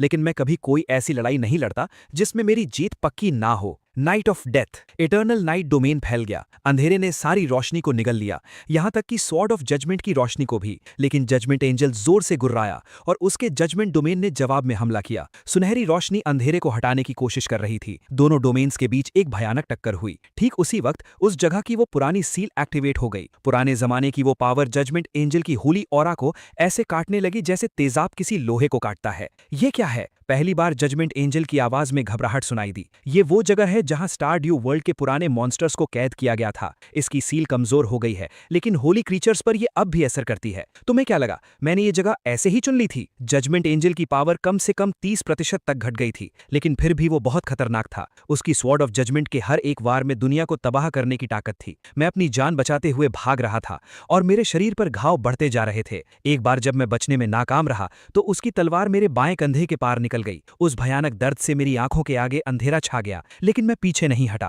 Death god mark, damage 120% up, soul harvest, overload. मैंने सारी सोल एनर्जी को सोल डिवोरिंग साइथ में भर दिया और अपने फ्यूचर लेवल को दांव पर लगाते हुए मैंने अपना अल्टीमेट अटैक किया। मेरी साइथ नीचे गिरी और जजमेंट एंजल के दोनों पंख कट गए। वो दर्द से चीखने लगा। उसकी स्वॉर्ड ऑफ जजमेंट हवा में पागलों की तरह घूमने लगी और सुनहरी रोशनी ने पूरे एरिया को रोशन कर दिया। लेकिन उस पुरानी सील और मेरे इटर्नल नाइट डोमेन के प्रेशर में उसके अटैक्स कमजोर पड़ते गए और आखिरकार मेरी साइथ उसके सीने के पार हो गई। कांग्रेचुलेशंस, आपने जजमेंट एंजल को हरा दिया है। आपका लेवल 5 बढ़ गया है। आपको बहुत सारे गोल्ड कॉइन्स और रेयर मटेरियल्स मिले हैं। आपको एनिमी ऑफ गॉड का टाइटल मिलता है, जिससे आपके सारे स्टैट्स परमानेंटली 20% बढ़ गए हैं। आपको जजमेंट एंजल स्कोर मिलता है। मैं जमीन पर घुटनों के बल गिर गया और जोर जोर से सांसें लेने लगा। मेरे शरीर का एक एक हिस्सा जख्मी था, लेकिन मैं जीत गया था। नैनाली सबसे पहले मेरे पास आई। मुझे खून से लथपथ देखकर उसकी हरी आंखें आंसुओं से भर गईं। तुम रोना मत, मैं ठीक हूं। मैं रो नहीं रही, उसने ये कहते हुए अपनी नेचर पावर से मेरे घाव भरने शुरू कर दिए। उसके हाथ बहुत कांप रहे थे। एल्व्स कभी दूसरों के सामने नहीं रोते। तुम रो नहीं रही, इसलिए मेरी तरफ मत देखो। मैं नहीं देख रही, लेकिन फिर भी उसने मुझे छुप के देखा। उसके गोरे गालों से आंसू बहते हुए मेरे घावों पर गिर रहे थे। कहते हैं कि एल्व्स के आंसुओं में रूह के घाव भरने की ताकत होती है। पता नहीं ये मेरा वहम था या सच, लेकिन मुझे अब उतना दर्द नहीं हो रहा था। 10th राउंड का ट्रायल, ये 1000 बार रीबर्थ लेने के बाद का सबसे जरूरी राउंड था। मेरे पास्ट एक्सपीरियंस के हिसाब से इस राउंड के बाद हायर एंजल्स ब्लू स्टार पर ग्रेट क्लेंजिंग शुरू कर देंगे। वो सीधा थ्रोन एंजल्स को ब्लू स्टार पर भेजेंगे ताकि वो उन सभी ट्रांसमाइग्रेटर्स को मार सकें जिन्हें पावर मिली है। अगर मैंने इस राउंड में पूरी तैयारी नहीं की तो ब्लू स्टार सच में तबाह हो जाएगा। मैंने सारी प्लानिंग पूरी कर ली थी। किन मोहन का स्टार शील्ड ग्रुप अब देश की सबसे बड़ी ट्रांसमाइग्रेटर इकोनॉमी बन चुका था। उसने सीक्रेट तरीके से एलीट ट्रांसमाइग्रेटर्स की एक आर्मी भी बना ली थी। सुजेन और मू किंग वॉन इंटेलिजेंस नेटवर्क संभाल रहे थे। ये मिनजू का गार्डियन टैलेंट 3rd स्टेज पर पहुंच गया था और वो पूरी टीम को बफ्स और शील्ड्स दे सकती थी। आयरन हैमर लैंग ने स्टारड्यू वर्ल्ड के रेयर मेटल्स और जजमेंट एंजल कोर को मिलाकर मेरे लिए एक नया डार्क गोल्ड आर्मर बनाया था। गेल बारू ने अपने सिल्वर वुल्फ ट्राइब और स्टारड्यू वर्ल्ड के बाकी लोकल लोगों के साथ मिलकर एक आर्मी तैयार कर ली थी। सब कुछ तैयार था, लेकिन एंजल्स मेरी उम्मीद से कहीं ज्यादा जल्दी आ गए। 10th राउंड शुरू होते ही आसमान में दरारें पड़ने लगी। एक नहीं बल्कि बहुत सारी दरारें, और उन दरारों में से 7 थ्रोन एंजल्स नीचे आए। 7। मेरे पास्ट एक्सपीरियंस में ग्रेट क्लेंजिंग के दौरान सिर्फ 3 थ्रोन एंजल्स आए थे। इस बार उनकी गिनती डबल से भी ज्यादा थी। क्या ये इसलिए हुआ क्योंकि मैंने बहुत कुछ बदल दिया था? बटरफ्लाई इफेक्ट की वजह से फ्यूचर पूरी तरह से बदल गया था। मेरी फ्यूचर देखने की एबिलिटी पहली बार फेल हो गई थी। मेरी 1000 बार रीबर्थ की जानकारी अब किसी काम की नहीं रही थी। लेकिन मेरे पास रुकने का टाइम नहीं था। लड़ाई पल भर में शुरू हो गई। किन मोहन अपनी इलीट आर्मी के साथ 2 थ्रोन एंजल्स से लड़ रहा था। सुजेन और मू किंग वान बाकी ट्रांसमाइग्रेटर्स को संभाल रहे थे। ये मिनजू की शील्ड ने पूरे बैटलफील्ड को कवर कर रखा था और मैं 3 थ्रोन एंजल्स का सामना कर रहा था। मैंने अपना इटर्नल नाइट डोमेन पूरी तरह से खोल दिया था। मेरी सोल स्वॉलोइंग सिकल अंधेरे में चमक रही थी और हर एक बार सोल हार्वेस्ट की पावर से भरा हुआ था। लेकिन थ्रोन एंजल्स की ताकत जजमेंट एंजल्स से कहीं ज्यादा थी। तीनों मिलकर मुझ पर हमला कर रहे थे। लेवल 50+ होने के बाद भी मैं उन तीनों को एक साथ नहीं संभाल पा रहा था।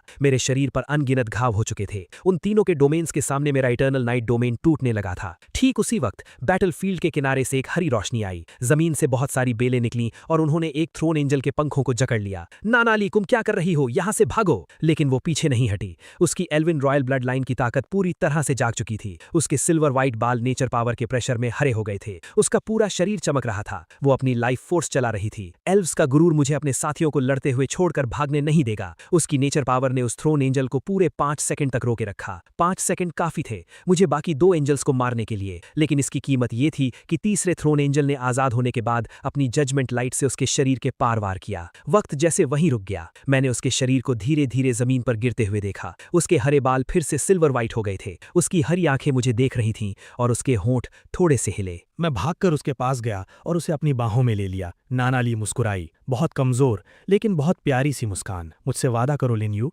जिंदा रहना। मुझे हमेशा से पता था तुम ही वो प्रोफेसी वाले इंसान हो। उसने अपनी आंखें धीरे धीरे बंद कर लीं। उसकी हरी रोशनी बुझ गई, बिल्कुल स्टारड्यू वर्ल्ड के आखिरी होली ट्री की तरह। उस पल मेरे 1000 बार रीबर्थ की सारी यादें धुंधली हो गई थीं। मेरे अंदर सिर्फ एक ही इमोशन बचा था, गुस्सा। बिल्कुल सच्चा और भयानक गुस्सा जो मेरी रूह की गहराइयों से आ रहा था। मेरी सोल डिवाउरिंग साइट मेरे हाथ में जोर से कांपने लगी। उस पर बने सारे रून्स चमकने लगे। ब्लेड से नीली आग निकलने लगी। सोल हार्वेस्ट से जमा की हुई सारी एनर्जी एक ही पल में फूट पड़ी। Grim reaper talent ultimate stage, gates of the underworld. मेरे शरीर से अंधेरा निकला। ये इटर्नल नाइट डोमेन जैसा नहीं था, बल्कि ये उससे कहीं ज्यादा भयानक पावर थी, जैसे खुद मौत यहां आ गई हो। गेट्स ऑफ द अंडरवर्ल्ड खुल गए और मौत की दुनिया का रास्ता सामने आ गया। इस डोमेन के अंदर हर जिंदा चीज की मौत पक्की थी। जो भी ग्रिम रीपर से कमजोर होगा उसकी जान तुरंत ले ली जाएगी। वो थ्रोन एंजल जिसने नानाली को मारा था, उसका शरीर गेट्स ऑफ द अंडरवर्ल्ड खुलते ही फटने लगा। वो डर के मारे भागना चाहता था, लेकिन उस भयानक पावर ने उसे वहीं जकड़ लिया। अब बहुत देर हो चुकी है। मेरी साइथ चली और वो थ्रोन एंजल राख में बदल गया। लेकिन गेट्स ऑफ द अंडरवर्ल्ड की एक और एबिलिटी भी थी, सोल सील। इस पावर से ग्रिम रीपर मरे हुए इंसान की रूह को पकड़कर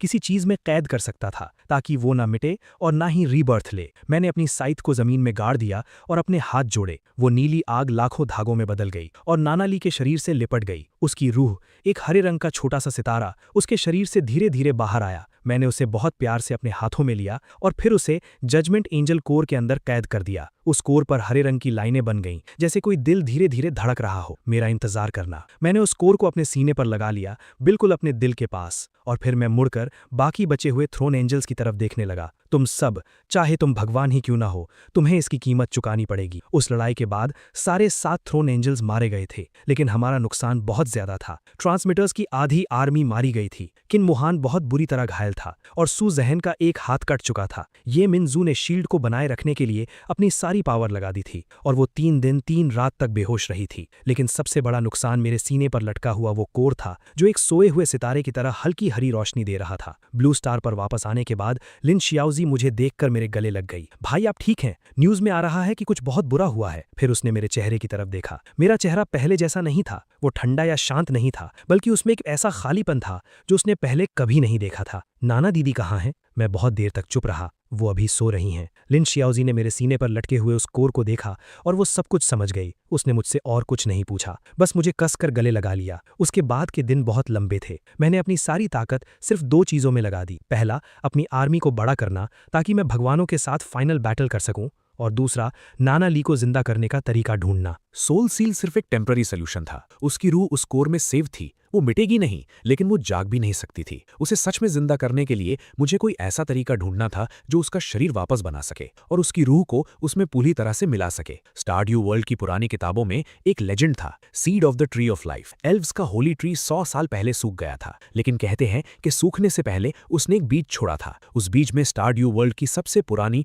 और ताकतवर लाइफ पावर थी। वो किसी भी चीज को दोबारा बना सकता था, लेकिन किसी को नहीं पता था कि वो बीज कहाँ है। मैंने उसे ढूंढना शुरू किया। हर राउंड के ट्रायल में अपने जरूरी मिशंस और लेवल अप करने के अलावा मैं स्टारड्यू वर्ल्ड में उस बीज को ढूंढता रहा। आयन हैमर लैंग ने मुझे ड्वार्फ्स की पुरानी लाइब्रेरी में जाने दिया। गेल बारू मुझे बीस्टमैन के फॉरबिडन एरिया में ले गया। नाइटशेड ने भी मुझे कुछ क्लूज दिए। उसी वक्त ब्लू स्टार के हालात भी बहुत तेजी से बदल रहे थे। द ग्रेट क्लेंजिंग के बाद द चोजन ऑर्गेनाइजेशन और भी बड़ी हो गई थी। उनका कहना था कि द ग्रेट क्लेंजिंग इस बात का सबूत है कि ट्रांसमाइग्रेटर्स को एंजल से लड़ने के लिए एक साथ आना होगा, लेकिन उनका असली मकसद ट्रांसमाइग्रेटर्स पर कब्जा करना था। किन मोहान का स्टार शील्ड ग्रुप और द चोजन ऑर्गेनाइजेशन एक दूसरे के आमने सामने आ गए थे। दुनिया भर की सरकारों को भी अब समझ आ गया था कि ट्रांसमाइग्रेटर्स कितने खतरनाक हो सकते हैं। उन्होंने ट्रांसमाइग्रेटर्स को कंट्रोल करने के लिए स्पेशल फोर्सेस बनाई, लेकिन ट्रांसमाइग्रेटर्स की भयानक पावर्स के सामने मिलिट्री के हथियार भी बेकार थे। ब्लैक साइथ के तौर पर मेरी पहचान अब सबको पता चल चुकी थी। एक लेवल 60 ग्रिम रीपर जिसने थ्रोन एंजल्स को हराया था। ट्रांसमाइग्रेटर्स और आम इंसान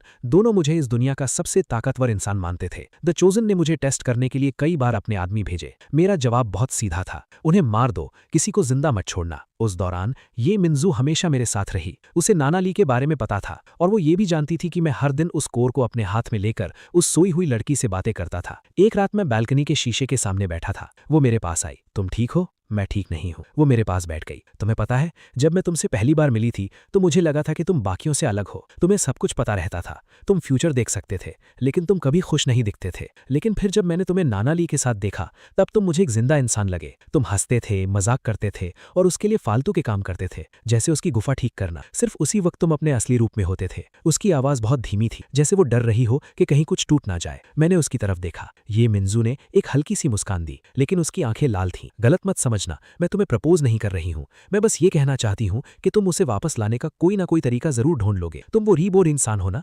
अरे नहीं, मेरा मतलब है तुम वो इंसान होना जो फ्यूचर देख सकता है। वो गलती से सच बोलने ही वाली थी, लेकिन मैंने ऐसा दिखाया जैसे मैंने कुछ सुना ही नहीं। Thank you मिंजू। थैंक्स किस बात का? वो खड़ी हो गई और अपनी आंखों को जोर से मला। मैं तुम्हारे लिए कॉफी लेकर आती हूँ। वो किचन में गई और वहां से उसके रोने की हल्की हल्की आवाजें आने लगीं, जो जल्द ही केटल की आवाज में दब गईं। उस रात मैंने उस कोर को हाथ में लेकर बहुत देर तक बातें की। नानाली, क्या तुम सुन रही हो? मेरा इंतजार करना, मैं seed of the tree of life जरूर ढूंढूंगा। उस कोर की हरी रोशनी हल्की सी चमकी, जैसे वो मुझे जवाब दे रही हो। 12th राउंड का ट्रायल, ये वो राउंड था जिसमें मुझे seed of the tree of life के बारे में क्लू मिला था, और ये क्लू एक ऐसी जगह से मिला था जिसके बारे में मैंने कभी सोचा भी नहीं था। स्टारड्यू वर्ल्ड का अबिस। अबिस स्टारड्यू वर्ल्ड की सबसे खतरनाक जगह थी। कहा जाता था कि ये भगवान की दुनिया बनाने के वक्त का एक घाव है। यहाँ सबसे पुराने और सबसे खतरनाक मॉन्स्टर्स रहते थे, यहाँ तक कि एंजल्स भी वहाँ जाने से डरते थे। लेकिन ड्वार्फ्स की लाइब्रेरी के हिसाब से एल्व्स का होली ट्री इसलिए सूखा था क्योंकि उसकी जड़ें अबिस में चली रही थीं,